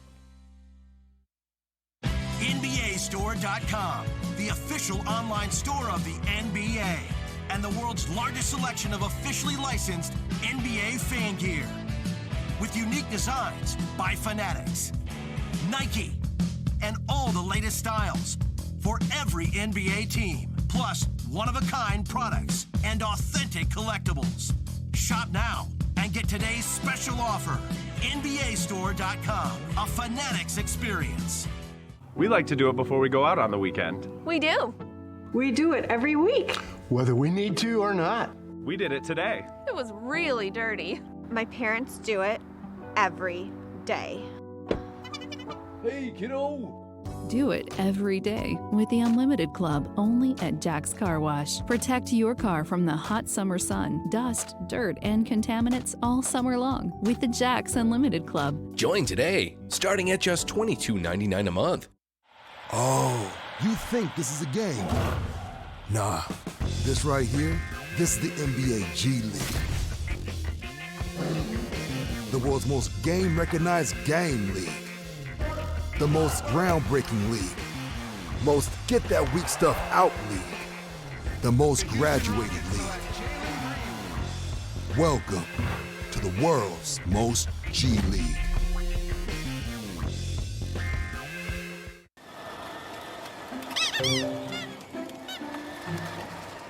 We're here to donate our cars to Charity Motors, right, girls? Yep. And we're gonna get the full fair market value for our cars right now. You with me? Yep. And they'll even take this junker. Yep. And we get to choose which charity the proceeds go to, right? Yep. And our car goes to someone in need, right, girls? Yep. I'd like mine to go to Mr. Buckles here. Charity Motors. Yep. Action? Jump into League Pass and stream live games anywhere. Stream more dunks, more buzzer beaters, and more moments all season long on any device. Catch up with condensed games. Get interactive stats. And customize the play-by-play with local broadcasts. NBA League Pass brings the game to you. Subscribe today.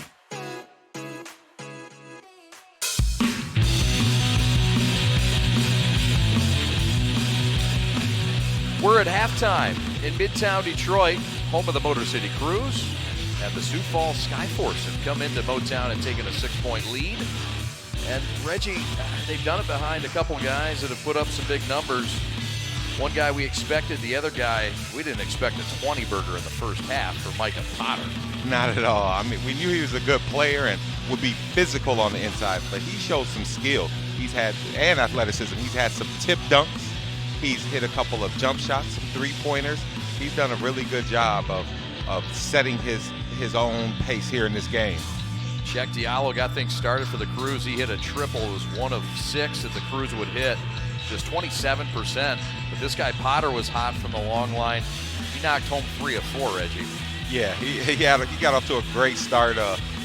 Again, him playing against Luka, I'm sure it feels good. Even though Luka's physical and a good player, it's somebody his size. Yep. So sometimes it's hard for those bigger guys to play against smaller guys, but he's off to a really good start. Some easy buckets in transition. You see Smith there. And then you see the offensive glass and guys crashing. Both teams have made that a part of their game plan. Yeah, and the SkyForce are out-rebounding the Crews as of now. And as it's only a 6-point game, sometimes that's the difference. More possessions. The more you still can't score without the ball. So to jump up there and grab the ball is still important. Another Potter 3, ho-hum. He hit 3, part of 6 of 19 from downtown for the SkyForce. And then the Crews came back and started to get some things going defensively, which translated, Reg, to some things on offense.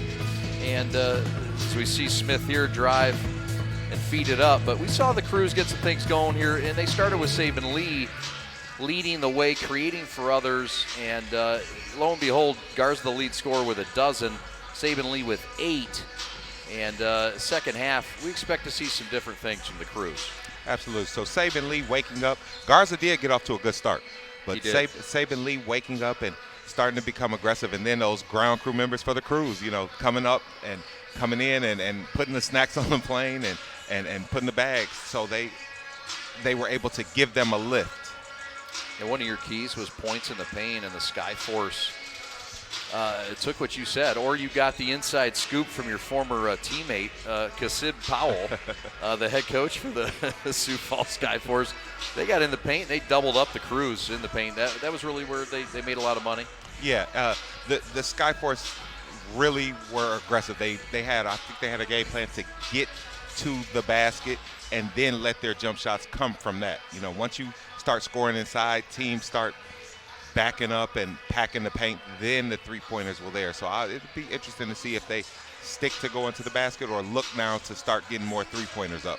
Second half action coming up just around the corner. The Crews trail by 6, trying to make a move in the Central Division. The SkyForce with 1 win, feeling lonely at the bottom of the Central, feeling they deserve a little more love. Well, they've earned it here in the first half. Can they earn it throughout the full contest? We'll find out right after this.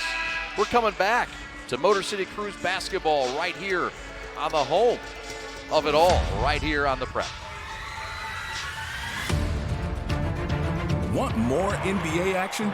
Jump into League Pass and stream live games anywhere. Stream more dunks, more buzzer beaters, and more moments all season long on any device. Catch up with condensed games. Get interactive stats. And customize the play-by-play with local broadcasts. NBA League Pass brings the game to you. Subscribe today.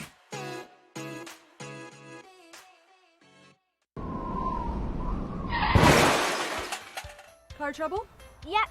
Hey, aren't you the founder and president of the Shannon Elizabeth Foundation? Yep. We drove all the way to Africa to tell you about Charity Motors. You drove to Africa? When someone donates their car to Charity Motors, the proceeds will go to any charity they choose. Like the Shannon Elizabeth Foundation? Yep. If you have a car to donate and you're driven to make a difference, please call Charity Motors now. Yep.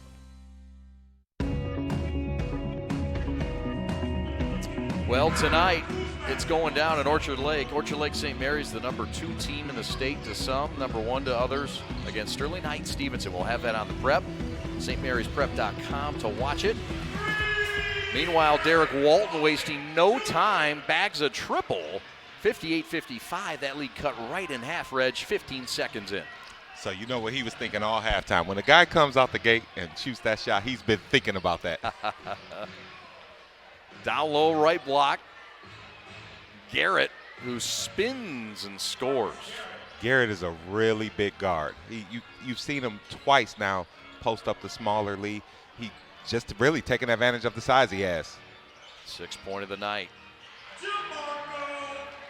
Pickett scratches the surface and gets into the paint, gets his first field goal of the game from 2-point range at that triple earlier. Pickett showing that will get him more calls and more opportunities with the Pistons up top. That's right. Walton with just 3 points in the first half matches that with his first shot in the first 15 seconds. Grabs a rebound here. Walton in 15 minutes in the first half. Just 1 assist and 3 points. There's a turnover, and turnovers in the first half, 9 of them too many for the Crews. Yeah, and you'll see that was just a slight miscommunication because if you think about it, Luka typically pops to the three-point line. Yeah. That's why Walton pointed out to the three-point line like, oh, I thought you would be there. But when he came off the screen, Luka just chose to, step in, and there was a miscommunication. Potter finds Brandon, and that's an easy lay-in and a nice two-man game from their 2 most productive players in the first half. Yeah, Diallo great on job the by perimeter. both of them. I'm sorry, partner. Lee with a turn and burn. Garza pocket right 3. Splash City. And that's the one that Walton thought he was going to do. Luka loves to shoot that. Even though he's good on the inside, he loves to shoot that 3. And you might as well do it. That's what you're here for. You're here to get up those reps and professional reps and get your game tight.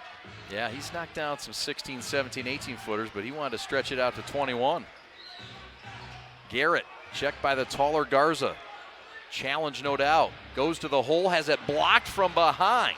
Savvy defensive play. Walton on the run. Bounce to lead. Lay in. Good. And the Crews have tied it at 62, just a minute and 20 seconds into the second half.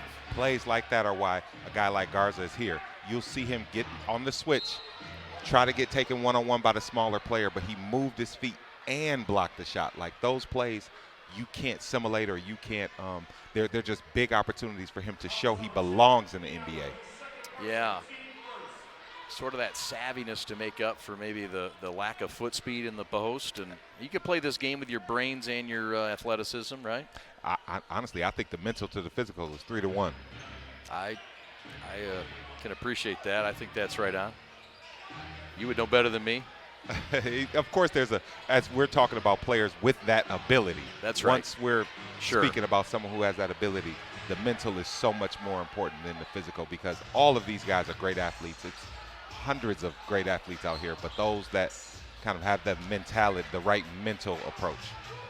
Lee gets it ripped, and they won't catch Garrett.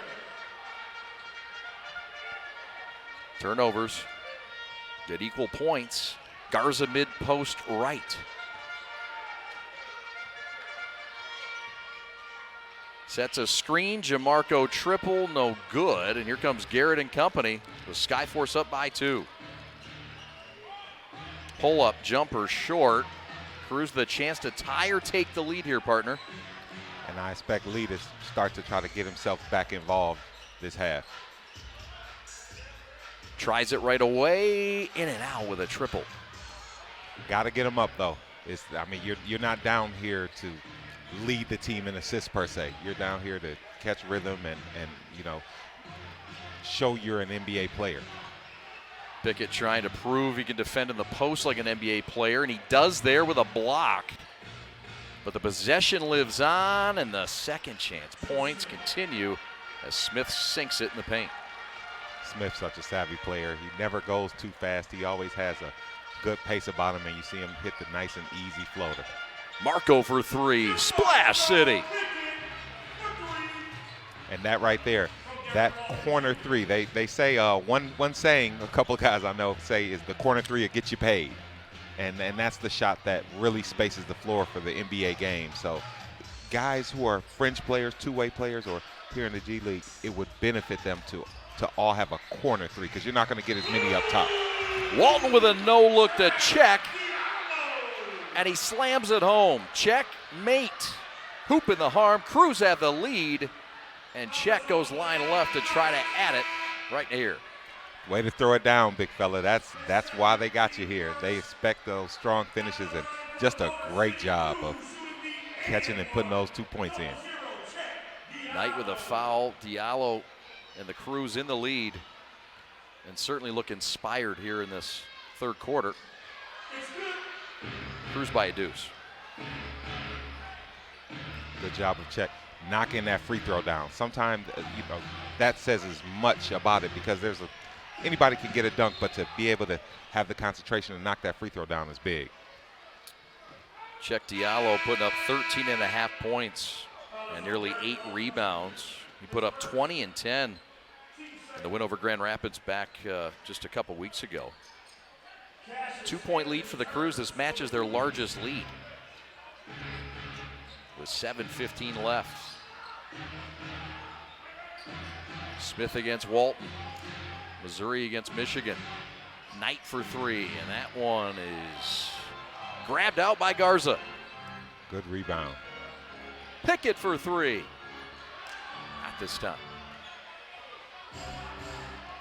And for those young players who are coming straight out of college, this is so much of a faster pace with the shorter clock, with the ability in the program to be able to shoot pull-up threes or trailing threes.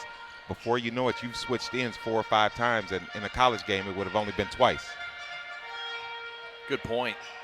Hot potato pass Lee, dead spot left. No. Garza, big boy offensive rebound, reverse, no. But he draws the foul, and Mourning might have got dinged in the midsection. One thing Garza is going to make sure he does is hit you. Yes, sir. The grit, the grime. He's built for the Motor City. We're tied at 68. We're coming back on the home. Motor City Crews basketball. We are the Prep.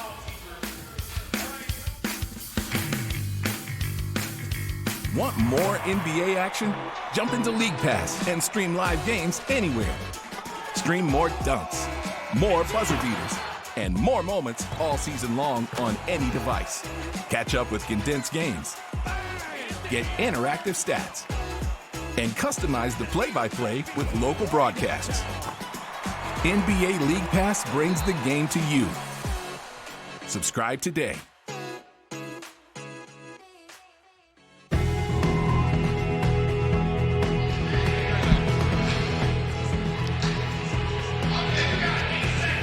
My name is Chad Bush. Reggie Butler is in the house to my right. Color commentary. Former Atlantic 10 player, performer. Down for Xavier, the Musketeers. And you also played in the G League or the D League then.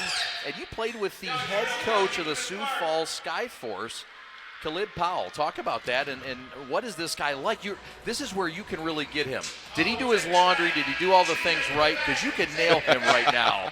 He did, man. He was, Khalid Powell, man, he was a great teammate, a great guy. He actually, first thing I remember when during preseason was when I looked him up and saw that he was going to be my roommate, I saw that he played for Bobby Knight in college at Texas Tech. And the first thing I asked him was, was that guy crazy as he looked? What was his craziest Bobby Knight story? He had so many of them. Too many of them to name. I mean, but honestly, he said that Coach Knight was not crazy or anything like that. He was really just a guy who wanted them to lock in, be focused, and get them to play the right way. So Kasib was a great guy. He was a really good player as well. He ended up being the G League. A few seasons later, he ended up being the MVP of the G League. How about he's that? from Teaneck, New Jersey. Okay. Was a great teammate. I mean, and when I say where did he play college ball? Texas Tech. Texas Tech. You said that. I'm sorry. So, and he went to junior college before that. He was overlooked, but he ended up getting a bunch of call-ups, and the Miami Heat called him up. And so he was such a person that Pat Riley is a loyal guy. So he was such a person that off a 10-day call-up, they said, hey, we want you around even more. And next thing you know, he was an assistant coach with the SkyForce about 6 years, and now he's the head coach. So that's how it goes, how it should go. Well, and this is for all, this is for everybody, personnel, to get ready for the NBA. Executives, head coaches, assistant coaches, everybody, right? So this is a good opportunity for him, and he's doing a great job with it. And you know where the bones are buried with Mr. Powell. Absolutely. And Topside three is through, and the Crews enjoying their largest lead of 3, 71-68 on the Garza triple. He has 18. Sorry, partner, I want to have you finish that thought. Yeah, no worries, but it's exactly a chance for those to cut their teeth in a professional level. Like, I mean, the Crews have done a great job too. You look up and down their coaching staff. Yes. I mean, besides Coach Baker, you got some local guys too. That's what I'm most proud of with them. Coach Stout, who's here, played at Renaissance High School, won state championships with Joe Crawford and Malik Hairston, and then you have Mike Folletti, who's the director of basketball operations. So besides the assistant coaches, the other assistant coaches they have, who are great people, they've gotten some local guys in here to learn the lay of the land per se. So Rob Murphy's done a great job of that. He has, and it's a fine balance of getting the right guys, getting a little flavor local, people that really want to be a part of this thing, and getting a winner. It's a recipe that Murphy and company have really dialed up. DJ Baker, of course, a big part of that as the head coach. Crown Point, Indiana, DJ Baker in his first year. Garza, short corner right, might have been blocked. I think it was. It's a shot clock violation and outstanding defense by the son of Alonzo Mourning. And he's doing great work. His name is Trey Mourning out of Georgetown. Yep, funny that he went to Georgetown as well, but I remember watching Trey as a teenager in the Miami area. He was a pretty good player, went to Georgetown, and wasn't one of the stars on the team per se, but had a solid career, and now here he is in the G League. Knight rims off, no. Potter stick back, yes, and the foul. And he continues to be a problem.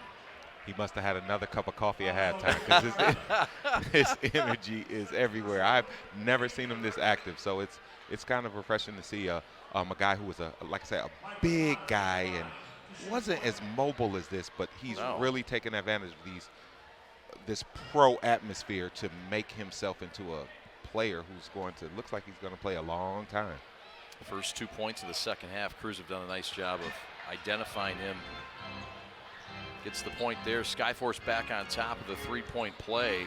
4:20 left in the third. Here come the Crews and Saban Lee, the top scorer in this league, 29 points a game. Unselfish, willing passer down to Garza. And he'll go line left and shoot 1 for 2. Luka is not afraid of any contact. He's, he'll throw his body into people. You'll see him make a tough catch right there, give the pump fake, knowing he's going to get hit, still go up. So he's a tough guy from the D.C. area. He's not scared of anything. No, sir. Free throw, no good. Free throws today. The Crews, not bad, 7 of 10 in this game. Knight, topside. Two-man game, out to Smith. Three-pointer, no, and here comes Saban with some juice. And Saban, who hasn't scored in a little while, I still expect him to have his small spurt of about 4 to 6 points in a row. Trayvon with another triple. That's his third of the day in just 5 attempts, and it regains the lead for the Crews by 2. Such an asset to the team. Here he is. I don't want to say pulled, but not in the starting lineup like typical, but doesn't phase him at all. Still comes off and very professional, very businesslike, and performs when his number's called. Yeah, says something about his character. The big league club's taking note. Drew Smith checks out and gets a nice hand slap from his head coach. Kasib Powell, former MVP of the G League, as my partner mentioned. Saban Lee back out to the hot hand Palmer. Pocket left 3, no. Those are the hardest ones. When you see a player catch the ball and hold it, then shoot, that's a complete different shot than catching it and shooting. Why is that? Momentum's gone. It's flat foot. So when a player comes off and catches it and shoots, he's usually stepped into it left-right or right-left, or, he stepped into momentum to his shot. But when you see a guy catch it, both feet on the ground, he's holding it kind of in his pocket or his kangaroo pouch, then all of a sudden he just raises up to shoot it. That's the difference between an elite shooter and just a guy taking a shot.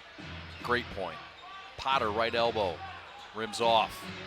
his magic starting to fade away here in Midtown Detroit before our very eyes. As we have crossed the noon hour, Saban Lee got hit in the eye. Meanwhile, Garza keeps hitting shots and talking to the front row crowd on Kids Day. Largest lead for the Crews. They're up by 6. Garza on tilt. Give them 22. Garza with a great shot there, and the Crews have really turned things around since that early SkyForce lead. Sure have. Different energy. Found the right group.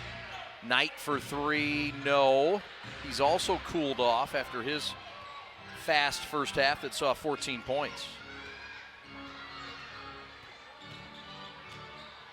Mid-post, Pickett, fadeaway jumper, get out of town, and I mean it. A 14-foot fadeaway, and the Crews are up by 8. How about it, Marco? What a nice move. I mean, him just seeing he had the smaller person and backing him down, getting to a spot he was comfortable with, shooting over the guy. They call that mouse in the house. Time out of the floor because Sid Powell wants timeout in Detroit. We'll take it with him. 1:45 to go in the third. Here come the Crews, revving it up on Kids Day. You know they were going to come back swinging for the kids. Doing it for the kids in Detroit. We're back in a moment. NBAstore.com, the official online store of the NBA and the world's largest selection of officially licensed NBA fan gear. With unique designs by Fanatics, Nike, and all the latest styles for every NBA team, plus one-of-a-kind products and authentic collectibles. Shop now and get today's special offer. NBAstore.com, a Fanatics experience. We like to do it before we go out on the weekend. We do. We do it every week. Whether we need to or not. We did it today. It was really dirty. My parents do it every day. Hey, kiddo. Do it every day with the Unlimited Club only at Jack's Car Wash. Protect your car from the hot summer sun, dust, dirt, and contaminants all summer long with the Jack's Unlimited Club. Join today, starting at just $22.99 a month.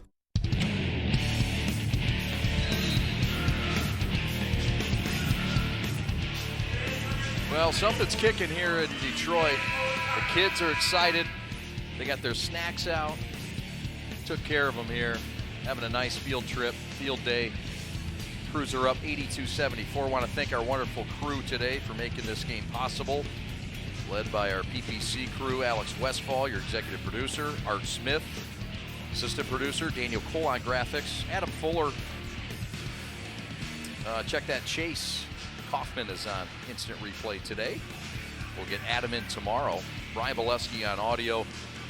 And we want to thank Reggie Butler on color commentary today to my right, along with our fabulous camera crew. Kyle Buchanan, Brandon Nager, and Zach. Zach on that baseline. Zach Russell doing a great job. He got hit last game. Is he okay? Did you guys check on Zach? Did we get a look on Zach? Is he all right? He looks unscathed to me. Glad you're all with us. We'll be back tomorrow, 7 o'clock tip, 6:45 start. Matt the Diesel Dairy will be in color commentary tomorrow. I know you return back home, sir, and appreciate you coming in for this and being a part of this great day of basketball. Thank you to our crew.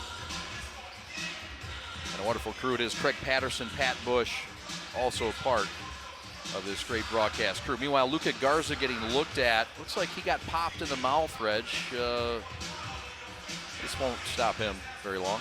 Not at all. After that pump fake, I mean, you see both of them, Saban Lee rubbing his face. Yeah. So, I mean, they're out there playing physical, and Luka's creating a lot of contact, giving pump fakes, and people are landing all over him. So he's just getting mended to. But I guarantee you he goes back out there and is the same aggressive. 22 points for Luka Garza on 9 of 14 from the floor. He's hit a couple triples. He has 5 rebounds. He leads the way. Saban Lee has 10 points on 4 of 11 shooting. He's 1 of 6 from downtown. He has 4 rebounds, but 8 assists. Make a note of that. 8 assists for Saban Lee in this game. That speaks loudly. Derek Walton Jr. with 6 dimes. All in all, a very unselfish game, Reg. 20 dimes for the home team, Motor City Cruise. And that's really good. And I know I mentioned earlier that Saban Lee wasn't here to pass, but think about the opportunity it is for him. So he's up top with the Pistons, and he's not going to handle the ball as much per se up top with Corey Joseph and those other point guards, but he gets to come down here and actually gets to run the offense. So I know he has the freedom to score, and he's dropped 40 a few times, but him being able to get eight assists is just development. The G League Development League. So yeah, let's take another look at what happened, Reg, and you're 100% right on that. Is it perhaps on the follow-through that he gets clipped, but you don't see any reaction to Garza. You have to wonder if it was on that play or the previous, but he's going to step out of the lineup, and hey, look, Servidis is going to check in, check Diallo. It's a different look down low with Garza out, but this is the diversity of the Cruise and what they can do. They've got big men that have other skill sets. Servidis is going to come off, and you're probably going to see him get up a few three-point attempts. He's one of the best shooters. He's here to space the floor. In college, he shot the ball like that, and so I expect for them to maybe start to play a little bit different. You'll see him on some trailing, some pick and pops, and things of that sort. Servidis had a season-high 16 points in the Cruise win last time out over the Iowa Wolves, a team that came into Detroit 4-1 and left 4-2. Cruise happy to give them a couple of those losses. Seth Ellenson on the court doing some diligent work. Seth is the head athletic trainer of the Motor City Cruise. Anthony Berry is the head strength conditioning coach. These guys don't get a lot of love, but they need to do a lot of the hard work behind the scenes. DJ Baker, the head coach, of course, assisted by Xavier Silas, Jamal Benjamin, Brian Boyle, and Marcus Stout. Back to the third quarter. 90 seconds left until we enter the fourth. The Cruise have turned things around. They have an 8-point lead. It's their largest. Smith into the paint and gets a rolling, living right to drop. Smith feeling like the Michigan product, feeling like he's at home. Former teammate Isaiah Livers across the way. Servidis in the paint. That's short, and an over the back by Palmer trying to hustle and get another possession. You can live with that one. Absolutely. You always live with hustle. And when you mention Isaiah Livers, Pistons are so excited to get him back. I mean, he's a player who played 4 years at the University of Michigan. I mean, he's a lights-out shooter. He's played one game and had a little bit of rust on him, missed some shots, but it was great for him to get the shots up. He's going to be a guy who I think has a long NBA career, makes a ton of threes, and guards a bunch of guys. He's a 3-and-D player who's smart. Fits this system, Dwayne Casey's system, very well. So he's brought over, and of course, similar philosophies align here, and part of the reason that you bring your organization's minor league team to your own facility. As we see this replay here. Because you see a situation where the Miami Heat are over the SkyForce, and that's a long ways away. Yeah. That's a long ways away. You ever try to get a flight from Sioux Falls to Miami? No, but I remember when we were in the CBA and we'd go out to Sioux Falls and we had to take 3 flights to get there. Oh, man. So, the G League has really done a good job of getting closer to major cities, even though these smaller towns do cherish the teams. Look at that dime from Walton. What a fresh feed. Sharing the sugar. Diallo doesn't miss, finishes the duty, but Derek Walton's dime was the centerpiece. Knight over a long defender scores it. That's some NBA savvy there, partner. Yeah, that's tough because Diallo has long arms and tried to contest that. Knight, just again, like you said, savvy veteran. Walton crosses over down the avenue, dump pass Diallo, laying good. And that's starting to have some cohesion, that two-man game, partner. Absolutely. D. Walton looking like he's back at Chandler Park High School with the grooving and moving. Oh, yes. He is the proud son of Chandler Park Academy. Brandon back out, topside 3 on the way at the buzzer, and that is good. And that's from Martine Krompol. And it pulls the SkyForce to within 3. big shot to end the quarter, give them some momentum. I'm sure they'll go in, and Coach Powell will try to draw up something for them to get this lead back. We got a dandy. 7 lead changes. Come on back for the 4th, won't you? Right here on the home of Motor City Cruise basketball. This is the Prep.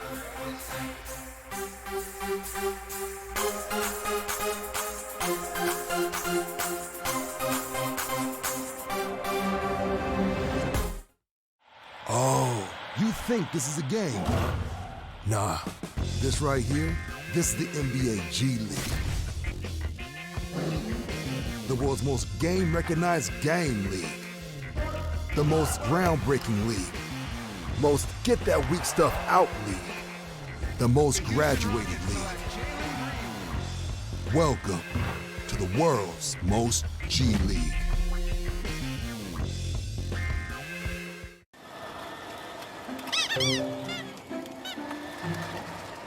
We're here to donate our cars to Charity Motors, right, girls? Yep. And we're gonna get the full fair market value for our cars right now. You with me? Yep. And they'll even take this junker. Yep. And we get to choose which charity the proceeds go to, right? Yep. And our car goes to someone in need, right, girls? Yep. I'd like mine to go to Mr. Buckles here. Charity Motors. Yep.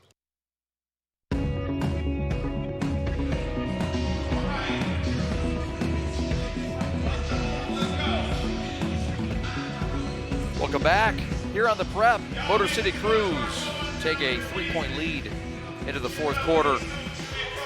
Let's take a look at the upcoming games. And you see the SkyForce, the opponent tomorrow. We'll have that for you at 6:45. And then we're off until the 17th. And that's a 1-game dip with the Charge. Cleveland Charge in the house. Then it's the Blue Coats on the 29th, and then New Year's Eve, the Herd, the top team in this division, and the club for the Milwaukee Bucks. And then into January, the 905 Raptors are in the house for a double dip on the 2nd and the 4th. Come on down here to Wayne State Fieldhouse, Motor City Cruise basketball. Reggie, I know it's your first look live at action. What are your thoughts of this wonderful arena and this G League basketball action here this afternoon? I think it's fantastic. The arena is wonderful. It's a beautiful place. Very nice, very modern, and the team is good. So it's just a great atmosphere. You see what they're doing here, bringing the kids in, and so it's a really good atmosphere. I'd advise anyone to come bring the family down to catch some of the shows. His name is Reggie Butler, former college player at Xavier and former professional basketball player in the NBA, CBA, and also overseas. Did you not play a little overseas ball, Reg? 10 years. Yeah, 10 years. A lot of overseas ball. Yeah, a lot of overseas ball. And some good ball over there. Oh, absolutely. Touched a bunch of continents. And, I mean, and just even some of these guys, the guys who won't touch the NBA, they'll go and make a lot of money overseas. So there's a lot of the high-level overseas teams that are watching players here in the G League as well. No doubt. Servetus for 3 off the mark. Yeah, I saw a pile of scouts walking in today. I'd assume with the Pistons in town and playing tomorrow, that has a little bit to do with it. Servetus on the throw-ahead pass and well defended by Henderson. Tapped out of bounds. Yeah, they're going to constantly watch games like this because, per se, what the NBA is trying to get this to be is the second best league in the world. Is that right? So you have the NBA, then you probably have like the top league in Spain or the top league in Turkey, but they would love for the G League to be the ultimate destination for any player who's not in the NBA. Yeah, I know Sharif Abdur-Rahim, the commissioner, doing a fine job to try to make sure that happens.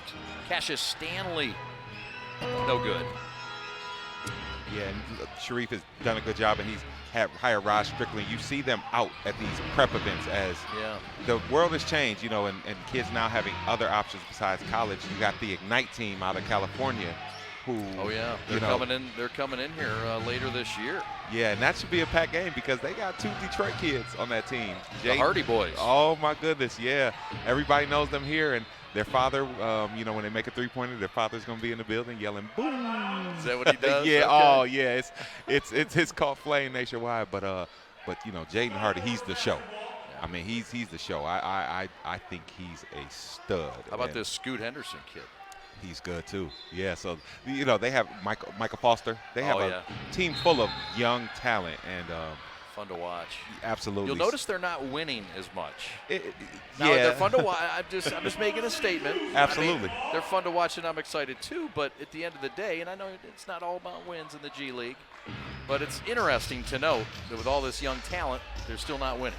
It's talent trying to learn to play a professional game. Yeah, and it takes time. It does, and they got a few veterans, Pooh Jeter and Amir Johnson. Yeah, they got some guys Williams, they sprinkle in. Yeah, exactly. He used to be a Piston, and they drafted him out of high school. Sure, Amir Williams. I Yep. remember that. And he's out there, so That's out there cool. mentoring, and Jason Hart is the coach. So that's what the G League is for. They're trying to provide an option for these players to not go overseas or to other situations. I love it, and thankful that the NBA has brought this league in and wrapped its arms around it and said, hey, let's do this the right way and let's get it done, and they have. It's a foul here, and Crews up by 3, 9:53 left. This game has seen 7 lead changes, 6 ties. The Crews have led in this game. Their largest lead is 9. The SkyForce's was 14 in the first quarter. Crews by 3 after the missed free throw. Derek Walton Jr. back the other way. 6 points in the game. Pull-up free throw line jumper off the mark. He still got the shot he wanted. You see him come off the screen and have the patience. And with the shorter guy, Smith guarding him, that's probably the best shot that was there. Just got to knock it down. Walton with some great defense, forces the turnover. Back the other way, no look down to check. Layup, no, but a travel. And Garrett screwed that whole thing up. Walton is such a great passer. I mean, he's a player who you would love playing with. If you just make yourself available, run the floor, just have your hands up. He's threaded the needle several times. Hard to find those guys that are willing passers and gifted passers and can score and can lead. Derek Walton's that guy. Potter with a hammer down and the foul. And he continues to come alive. Just 5 points here in the second half after 20 in the first, but he's starting to rear his head again. Yeah, he's playing phenomenal. Great job rolling, and the help side was a little late, and Potter able to get a good dunk. Knight with a setup. Potter line right. Meanwhile, the Crews have gone to the bench. Luka Garza is back in. Davidas Servidis sits. You have a situation like with Servidis sitting, you know your minutes are going to be a little bit lower when a guy like Luka comes down. Like, for example, Jalen Johnson. He typically plays out of Louisville. He plays a little bit more, but today we haven't seen him yet. He does. He's out today. That's a good observation. Yeah, and that's when I'm talking about you just got to be professional. So, you know, when Luka goes back up, here they are. They're calling your number again, and there has to be no feelings, no emotion about it. Hey, I need to get out there and perform.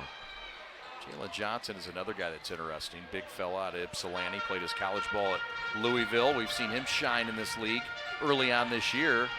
Banker no good from Walton, wanted the foul, didn't get it. 3-on-3 developing. Stewart back to Smith. Former Wolverine floater short corner right. Was it a pass or a shot? Potter says it was a pass. And he throws it down with authority. He has 28 points. Game high.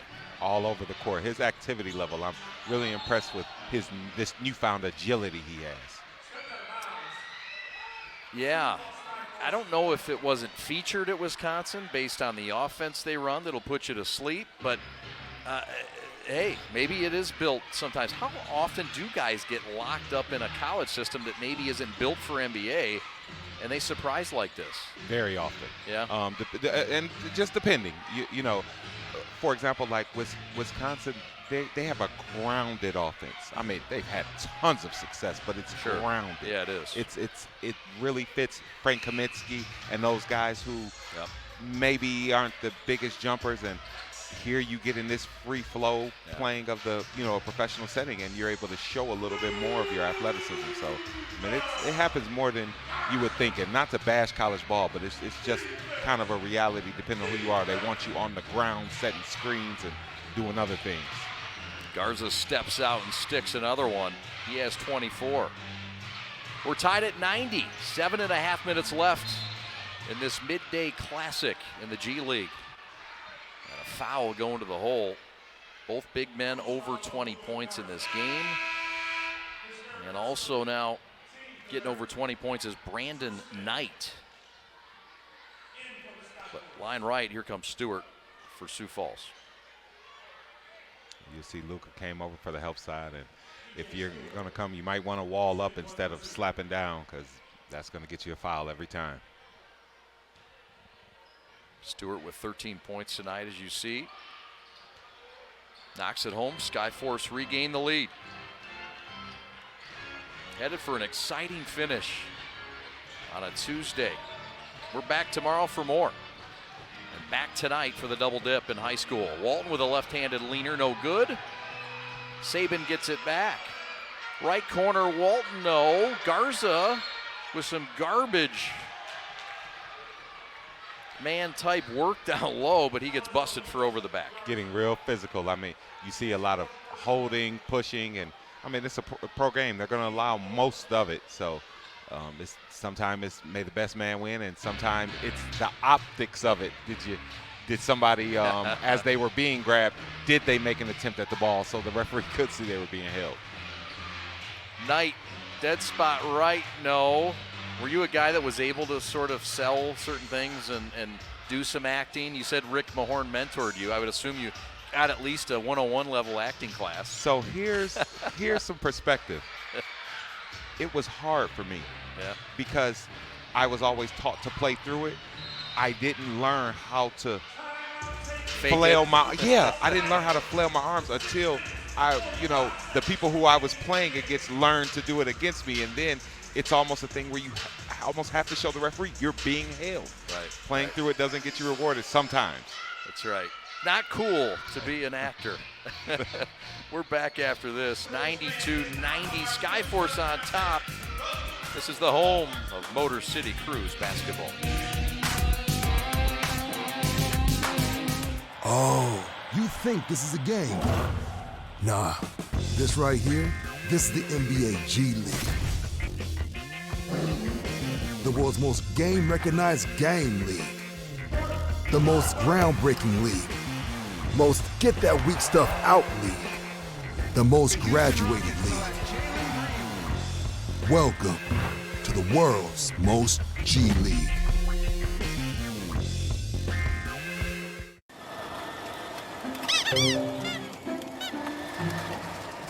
We're here to donate our cars to Charity Motors, right girls? Yep. And we're gonna get the full fair market value for our cars right now. You with me? Yep. And they'll even take this junker. Yep. And we get to choose which charity the proceeds go to, right? Yep. And our car goes to someone in need, right girls? Yep. I'd like mine to go to Mr. Buckles here. Charity Motors. Yep.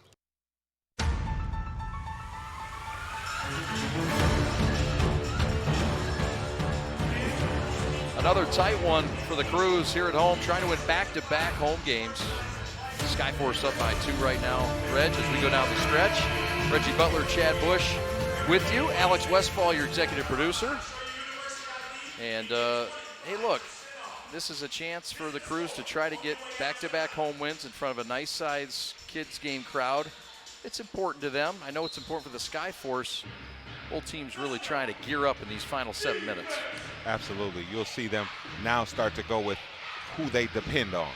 So for the Crews, I'm sure that they'll pretty much play through Walton, Luca, and Lee, that kind of 3-man tandem, hoping maybe Pickett and everyone else can maybe space out, hit a corner 3 if someone's double teamed. But this is really clutch time, you would say. Sure. And getting to the free throw line is clutch for Knight. This is a guy that shoots it well. 1 for 1 in this game, but a guy you want out there with the game in a tight stretch like it is now. 94-90, SkyForce on top. Knight now with 24 points, the former number 8 overall pick of the Detroit Pistons in 2011. Saban circles out of the bucket. Bounce to Garza, and he is held by Potter. And for Potter, that's just his 3rd foul and a good one there.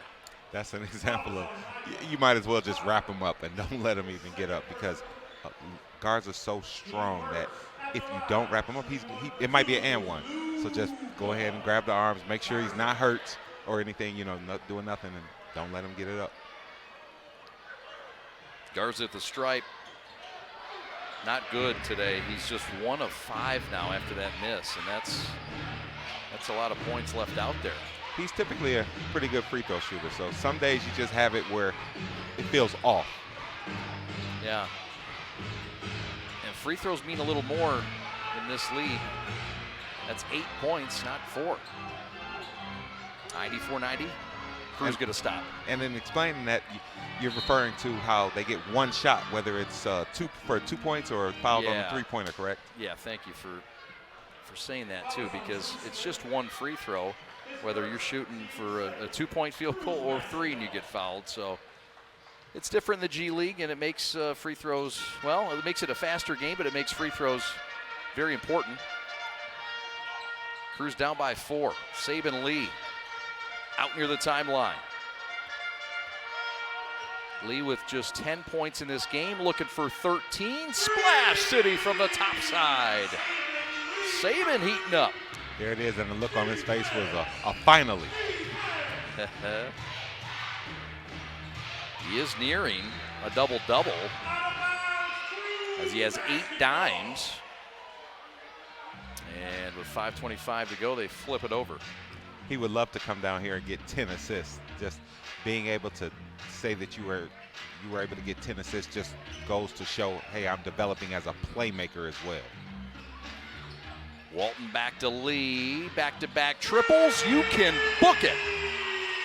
And the Crews regain the lead on the 6-point Saban Lee run with 5 to go in this contest. Walton to Lee, going to, as mentioned earlier, going to the guys who they plan for it and expect to bring it home. Saban with 16. Crews up by 2. They've led by as many as 8. Sioux Falls has led by as many as 14. Drew Smith, pocket right 3, no good. And a reset for the visitors. Potter open right wing, got his own miss. Got it back to his teammate somehow.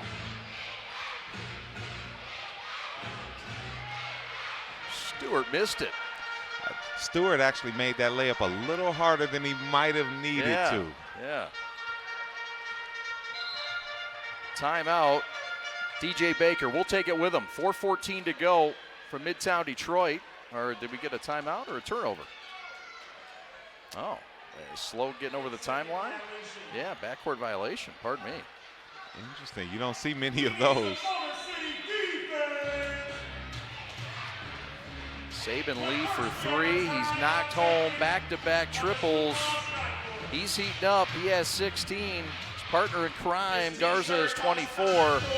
They want to head back to the big club with a W.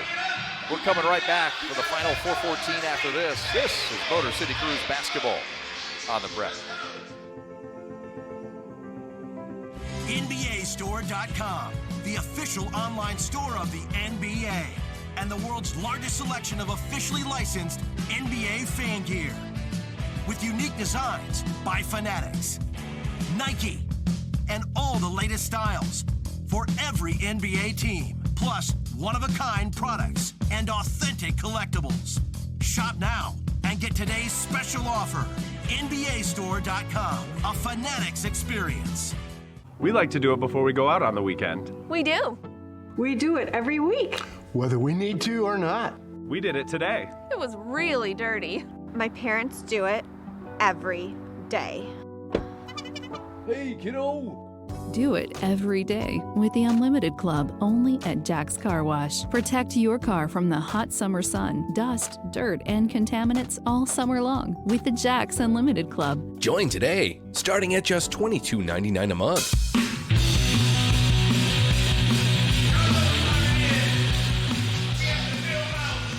Don't forget tonight, coming up on the Prep at 6:45, we'll have Full Court Prep making its season debut. We'll have the best high school basketball games and teams right here all season long. on the prep. Coverage starts tonight with Orchard Lake St. Mary's, second ranked in the state of Michigan to open the polls. And Sterling Heights Stevenson, who comes in from the MAC Red looking to make some noise, will have it tonight from Dabrowski Fieldhouse. And we hope you'll join us then. stmarysprep.com to find it. Yeah, and St. Mary's, oh geez, they are loaded. You have them with the senior leadership of Kareem Rozier and Jabbar Hanna, and then you have the young stud coming in there, Trey McKinney, and he'll be a player to watch. I really hope the area embraces him over the next few years and just nurtures and gets to enjoy his talent. I do too, and I liked your tweet about that too. I agree. I couldn't agree anymore. You got to embrace kids that stay in this state, right? Absolutely, and I mean, not being embraced has led some to leave. So that's right. So those who are here, and nice dunk, but Palmer with a miss, and Jamarco with a wake-up call for the city of Detroit. My goodness, Marco with a hammer. Dude, if he continues doing that, he'll be in this league a long time. Sure will. Nose for the basketball, springing off the floor. Yeah, to follow up on your point, that whole Central Division, and you're right, St. Mary's is loaded as we get a look at this slam. But look, that whole league, Brother Rice, De La Salle, U of D. And we haven't talked about Catholic Central, who will have something to say as well. They're sort of overlooked in that, and that whole league has a chance to be ranked amongst the top teams in the state. So they're loaded. Detroit King, of course, Hamtramck High School. And there's a team in Grand Rapids that's going to have something to say about all that too, amongst all these Detroit-based teams that are dominating the headlines. Absolutely, and that Catholic League is the best league in the state, top to bottom. And best it's ever been, ever this year. They say. It could be. I mean, in relation to talent from top to bottom now, me being an old school guy, player for player, I think some of those older players maybe have been better. But overall, when you're talking talent top to bottom, it's not just the top two and then everybody else. It's everybody's loaded. And I've seen De La Salle, and I know they have some good coaching. Like you mentioned, Catholic Central. Brother Rice is loaded. Those players that they have. Yeah, exactly. They beat Grand Blanc last night. I'm not sure if you saw it, but they won last night at home by 18 points over Grand Blanc, who won the state title. No Ty Rogers, I know, but it's a really good team even without Ty Rogers, who skipped town to go to Thornwood High School in Illinois. To your point, right? Yeah, enjoy them while they're here. Enjoy them while they're here, exactly. So, and then on the west side, Catholic Central. They're one of my favorite teams on the west side. I mean, I know the program well, just like I know some of the other programs. Sure. But you're talking right. Detroit, Novi Catholic Central, or Grand Rapids? Grand Rapids Catholic Central. Who's number one ranked? Yes, T.J. Meerman over there. I mean, those guards are. Former Central Michigan Chippewa, T.J. Meerman. Absolutely. Those guards are absolutely loaded. Yeah. And, they won it last year, yes. In Class B, so they are moving up to Division I and will be or are they number one ranked overall regardless of class, perhaps? I think it is regardless of class. Yeah. And, but they will compete in B, I think. Yes, they are a Class B school, just enrollment-wise. And all those Class A schools that are loaded in there, like, okay, good. You stay in Class B, please. Yeah, exactly. But, going out there, you'll have Ferndale in the Class B as well, who will have something to say, and they got Trey Lewis and those. And headed to Loyola. Mm-hmm. Yes, he's what coming a great back. find for Loyola. Oh my goodness, Drew Valentine. I mean, yeah, he did he's going to be a constant coming back here because everybody knows him. He has the relationships. He's a great person, first of all. Who wouldn't want to go play for him? I know. Speaking of Orchard Lake St. Mary's, Will Smythe went and took a personal walk-on to Loyola to help get some things going in this area. And they're going to the A-10. And they're going to the A-10 next year, that's right. An A-10 that you're quite familiar with. Although your team no longer resides in that Atlantic 10, right? Yep, they're in the Big East. They're in the Big East now. Yep, doing well. They've, been a number one seed since. So the program has really taken off even since we were there. So I'm proud to be an alum, and they're doing a good job. My buddy Steve Wolf, also part of that program. Topside 3, no good. You know Wolf? Yeah, Steve would always come back around, and talk to us and things. So I've actually, when I got into color commentating, Steve was a guy who's allowed me to pick his brain a little bit. Yeah, I figured you too. Two good guys that do a wonderful job. Pickett left wing, 3 short. Garza there to clean it up, doing garbage man work, and he gets fouled going to the hole. The Crews have hit triple digits, the SkyForce on 94, and we're starting to see this game turn with energy now coming from the Crews. Good job by Garza flying in there. Like, that's not typical for a big guy to get flying in rebounds per se. They usually grab and hold and let it come to them, but great job by him. And again, the pump fake drew the contact. Now he has to knock this free throw down as he's missed a couple today. Yeah, he has. 8 rebounds now in this game, and a block for Garza to go along with his gaudy 24 points. Timeout on the floor. We'll keep it right here with 2:28 to go, and the Crews up 100-94 over the Sioux Falls SkyForce. My name is Chad Bush, alongside Reggie Butler, former professional player from Southfield, went to Lathrop High School. And we're glad to have him here this afternoon as we take a look at this replay, Reg, and again, the continued grind of Mr. Garza. Yeah, him flying in to get that rebound, and then once he had it, I mean, you probably have most players who would have passed that out, but he knows what he's here for. He's here to get those reps in, and he's just an aggressive person. I mean, he scored a ton of points in college. He might have been somebody who scored close to 2,000 points in college, so you're not going to see him pass that out much, and he's going to fight and maneuver his way in there to try to get those 2 points. Garza, National Player of the Year. Crews have come on here in the second half, and they're on 100 points.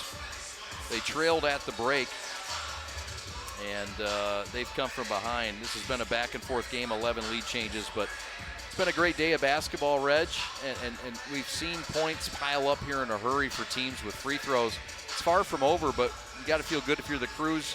You've got yourself in front. You've got a couple NBA players with you.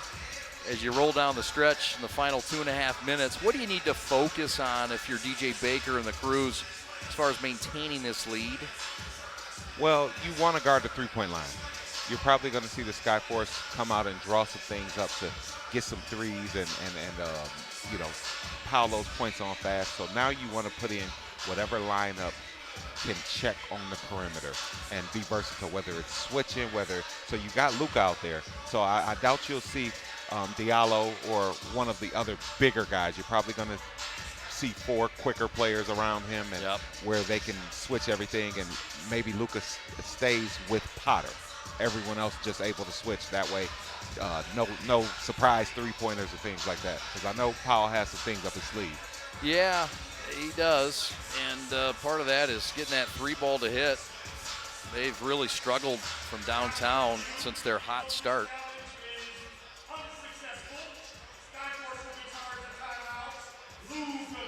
So the SkyForce challenged and thought there was a travel before the foul, and your former roommate's challenge was unsuccessful. You going to tease him about that? Yeah, but I understand. I mean, why not try it? It's the end of the game. Don't leave without trying everything. That's right. Can't take those challenges with you to the locker room. There's been continuous either perspiration or blood on the floor today. My goodness. Seth Ellenson's had that mop in his hand more than his athletic training clipboard. It's been a physical game. Yeah. You know, with Luka and Potter and those things, there's been a lot of slapping and fouling going on. So here you have it. So the SkyForce led by 14 points in the first quarter. They ended with an 8-point lead, but they have dominated points in the paint, nearly doubling up the Crews in this game, but the Crews have offset that with 13 three-pointers in this game. Your officials are Ashley Gloss, Kelly Broomfield, and Stephanie Barksdale, by the way. Garza at the free throw line, a chance to improve upon his free throw shooting today, which has been 2 of 6. And he holds his hands to the heavens and says, there it is. Thank you.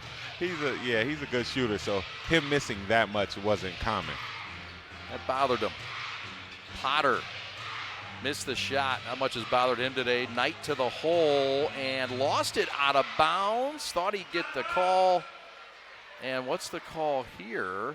Yeah, it's going back the other way. No foul call. Do you like that? Just a no call. I mean, I do. If Garza was standing there, I don't like when they allow players just to run into you, and because he falls down, you get a foul. So I love it. Great call. Great no call. You're right, and the replay confirms it. Saban Lee, 18 points in this game. They haven't always been easy, but he's 1 assist away from a double-double. Backdoor cut, Saban to the hole from Walton, and he missed the bunny around traffic and size. Here come the SkyForce. Stewart in the corner. Little show and go, and he stepped on that sideline, out of bounds. Turnover for the SkyForce. And there you have it. The first play out of that timeout, they got Potter for a quick 3, but now I'm sure they're going to look to get quicker shots up. The assist-to-turnover ratio in this game is alarming. It's about 1-to-1 for the SkyForce and about 2-to-1 for the Crews, and that really lies in the responsibility of the guard play, doesn't it, for the Crews and what they've been able to do with Walton and Lee? Yeah, and Walton, if you think about it, this isn't normal for Walton per se, because Lee being down here, and I know they play well together, but usually Walton is the primary ball handler. Yeah. But look at Lee today with assists. So it's kind of switched over. So everybody's out of their role a little bit. So, and for example, right there, everybody's out of their role. So a little out of whack. Some versatility to bring it all together today, and guys sacrificing some of their typical roles. Foul on the floor. This is a turnover for the Crews that equates to free throws the other way. This is not the kind of possession you want or drew up if you're DJ Baker, but just a mishandle. Yeah, it happens. I mean, basketball is an imperfect sport. It's do you run back on defense? You know, do you let that play affect the next play? It's so much about moving on. Missed free throw here, under 2 minutes, so now the free throws go back to the NBA rule. We want to thank Elite School Management for what they've done in bringing and championing the effort to get all these kids here, and most of the kids, and several schools, Detroit Loyola a part of it. Great team effort by the Crews and the Detroit schools to make this happen. Elite School Management, a big part of it. 102-95, Crews by a touchdown, 107 left. And Lee says, I'm going to take it into my hands here down the stretch. Yep, a good job of probing, seeing what was there, letting that first pick slip away, and realizing also that Smith was being aggressive. So when you got somebody who's being aggressive, you might as well use it against them. And there he did. So Saban sort of takes that left hand off the ball right before he shoots it. It's an interesting motion, Reg. So an interesting story about Saban. I was a camp director a few years ago, and the Powerade platform, kind of one of the high school AAU circuits per se, and there's a team, Powerhouse Hoops, who everyone was bringing their best players, and Saban Lee was their best player, and he was the most athletic player at the camp, and he wasn't a good shooter then. Really? So this was going into his senior year. They said he was under-recruited out of the state of Arizona, but this was an event that kind of kicked the summer off. He had a phenomenal week, dunked on everybody, and just really showed his skill. Before you know it, you're checking him out in Vanderbilt, Arizona, are all recruiting him. And over the course of time, he did a lot of work improving his jump shot. So he made himself into a pro. He was not one of those kids as a junior. Really? Yeah, he has a father who played in the NFL, Amp Lee. Yep. Sure. So he wasn't a kid who had pro written all over him. He made himself a pro. How about that? He did it in a different sport than his daddy. Yeah. What does that say? I mean, that's impressive. Free throw's good, 104.96. Although he did steal his genes a little bit. Oh, absolutely. And from what I hear, the mom was an athlete as well. That's right. Yeah, That's it's right. usually from the mom. We don't, you know. Yeah, it's over. You're in. We don't give anything but the beer bellies. But That's right. We're under a minute, 40 seconds left. Crews up and in control by 8. Garza playing keep away. Back out Walton. Dead spot right for the dagger. No. But Palmer's right there to try to clean it up. SkyForce need to hustle. Stewart, lefty three, air biscuit out of bounds. And this baby is all but over for the Crews. They're well on their way to their 6th win and back-to-back home bangers for the Motor City Crews, the Detroit Pistons affiliate. They did a really good job today. If you think about it, the way that the SkyForce started the game and the Crews being down, adjusting, to Garza and Lee coming back, guys taking another starter out of the lineup. So to start so slow, but they still be able to come back and fight your way through, because it wasn't immediate, the run. So this is just a really good win for them. They got everything they were looking for. They won the game. They got Garza big-time reps. Lee came down and had a great day playmaking. I mean, this is what you want out of your G League team. And then, Pickett and those other guys had great games also. So everybody got experience. They got a win. Coaching staff got better. They got to coach from behind today. I mean, it's the reason you invest in this situation. Well said. And it all feels good when you can stay at home and get a win and know that you're coming back tomorrow to try to grab another one and get your first sweep of the year at home. Walton in the backcourt, a little bit of light token pressure. And the Crews get it across the timeline and turnover. SkyForce force it. Garrett for three, got it. 4.7 seconds left. The key number here is 99. You want to keep the SkyForce under 100, right? That's always a good number, especially in the G League. And if you're a perfectionist and OCD like me, you don't want that 100th point. Stay on 99. Yeah, and it looks good in the stats. I mean, at the end of the year, you say, hey, our team was ranked, XYZ and overall team defense.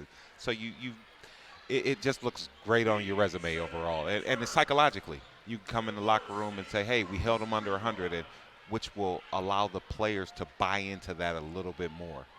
It would be the 4th time this year as Saban Lee shoots the free throw and bangs it home that the Crews have held the opponent under 100, including back-to-back efforts. And it's hard to do in the G League. It's hard to do in the NBA. Hold a team under 100 points, sort of the barometer. 106.99, 4.3 seconds left, and here comes some exciting moments. Garrett for three, no. The Crews win, 106.99. They knock off the Sioux Falls SkyForce. They go to 6-4 on the year. Back-to-back home wins and starting to move up and make a statement in the Central Division. But it wasn't without a fight tonight. An impressive come-from-behind victory for the Motor City Crews, Reggie Butler. Yeah, a great day. They got everything they were looking for out of it. The ability to come behind, the ability to get there. Guys from the Pistons, a lot of reps, no injuries.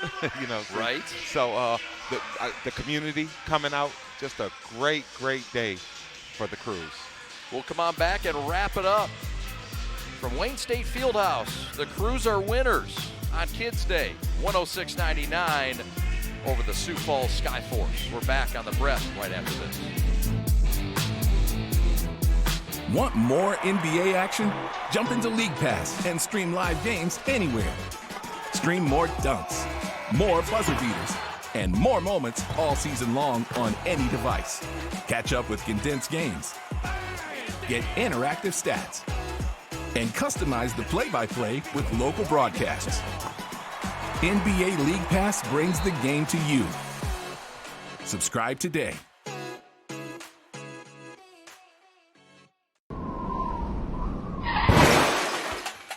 Car trouble? Yep. Hey, aren't you the founder and president of the Shannon Elizabeth Foundation? Yep. We drove all the way to Africa to tell you about Charity Motors. You drove to Africa? When someone donates their car to Charity Motors, the proceeds will go to any charity they choose. Like the Shannon Elizabeth Foundation? Yep. If you have a car to donate and you're driven to make a difference, please call Charity Motors now. Yep. NBAstore.com, the official online store of the NBA, and the world's largest selection of officially licensed NBA fan gear. With unique designs by Fanatics, Nike, and all the latest styles for every NBA team. Plus, one-of-a-kind products, and authentic collectibles. Shop now and get today's special offer. NBAstore.com, a Fanatics experience. We like to do it before we go out on the weekend. We do. We do it every week. Whether we need to or not. We did it today. It was really dirty. My parents do it every day. Hey, kiddo! Do it every day with the Unlimited Club only at Jack's Car Wash. Protect your car from the hot summer sun, dust, dirt, and contaminants all summer long with the Jack's Unlimited Club. Join today, starting at just $22.99 a month.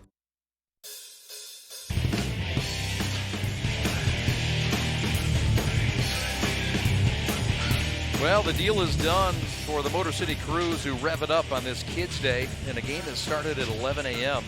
and it wraps up here just past the 1 o'clock hour.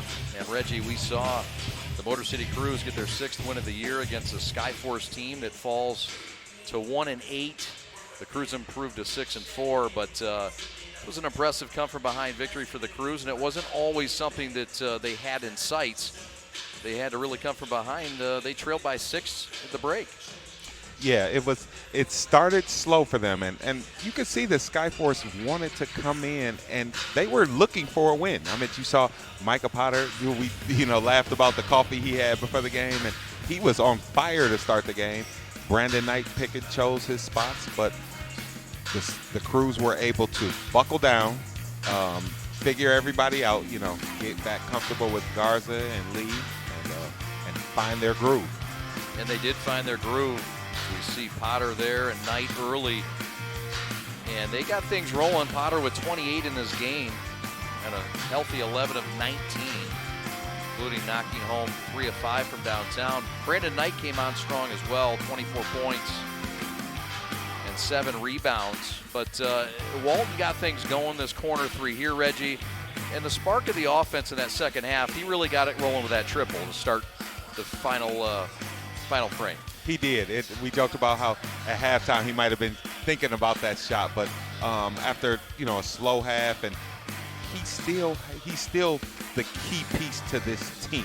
Yep. So him being able to come out and get that started just goes to show you that he is the true heart and soul of this team. I know that other guys they'll come up and down and they'll put up big numbers. They'll be great for the team, but Walton is the linchpin to everything they do. He had 9 assists today. You see the Potter slam there. 9 assists for Lee, 9 assists for Walton. And it was a big part of the theme as we get the topside Lee 3 here. One of 3 triples he hit to go with his 22 points, 9 assists and 6 rebounds. And then Pickett came off, and he had the biggest plus-minus rating of the entire game. He's a plus 20. And it was because of his quick work. He had 13 points and 9 rebounds in the game. Very solid defensively. All in all, 26 points from Luka Garza to lead the way. He had 8 rebounds to go with it. 22 points from Saban Lee. The boys came up, and hey, Garza got hot early, which helped. Lee got hot late, and Walton kind of steadied the ship as well. All in all, a great team win for the Motor City Cruise, who put 5 players in double figures today and win this ball game. Yeah, they did a great job, and you want to even think about guys like Palmer too, who didn't start but still came off, hit shots, still brought the same energy. I mean, that's the making of a team. There's no I in team, but it's everybody staying emotionally balanced, being able to come off the bench, do their job. Also in this game, the Crews knocked home 13 triples against 43 tries, 30%, maybe a little more than their typical, but the SkyForce also were well covered on the perimeter. They shot just 26.5%. Reg, I really thought the difference of the game was the assist and the point guards and leading the way. The assist to turnover ratio speaks volumes. One team was plus, one team was minus. Yeah, exactly. And you'll see here that the SkyForce 16 and 18 assist to turnovers. That's the key. I mean, you're giving the ball away more than you're moving the ball around to your teammates, and the Crews being such a positive in that assist to turnover, they're just getting more attempts up. Yeah. Some are going to go in, some aren't, but the more you get up, the less you turn it over. And when you talk about those role players, picking in those guys, getting those steals. I think he had 3 steals. He did. And so that matters over the course of the game. All of that, the numbers work in your favor. You sure do. It's been a lot of fun. I want to thank our crew for making this broadcast operate, doing a great job, led by Alex Westfall, your executive producer, technical director, Art Smith, assistant producer, Daniel Cole on graphics, Chase Kaufman on instant replay, Brian Bolesky on A1 and audio. I want to thank Craig Patterson here, also doing audio work and utility. Pat Bush on stats, Pat the Stat. And also want to thank our camera operators, Zach Russell on the floor doing great work. On the handheld, Brandon Nager on camera 1. And Kyle Buchanan captaining our camera crew on camera 2. Thanks to all the folks for making it possible, especially you all for listening. And special thanks to my partner, Reggie Butler, who joined us for some outstanding color commentary today. Reg, we hope to have you back soon. Thank you for coming here and being a part of this broadcast. We appreciate you adding such great value, and safe travels back home, and we hope to see you down the line, sir.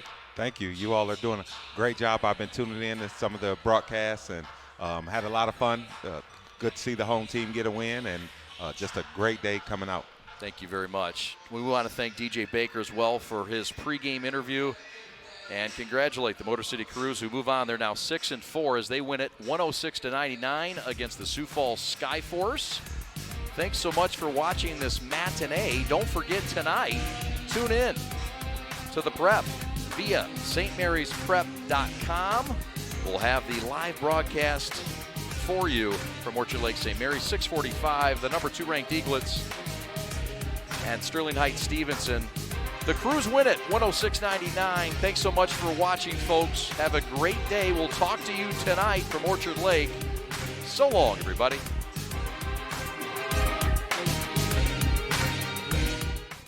This copyrighted telecast of the NBA G League may not be retransmitted, reproduced, rebroadcast, or otherwise used in any form without the express written consent of the NBA G League.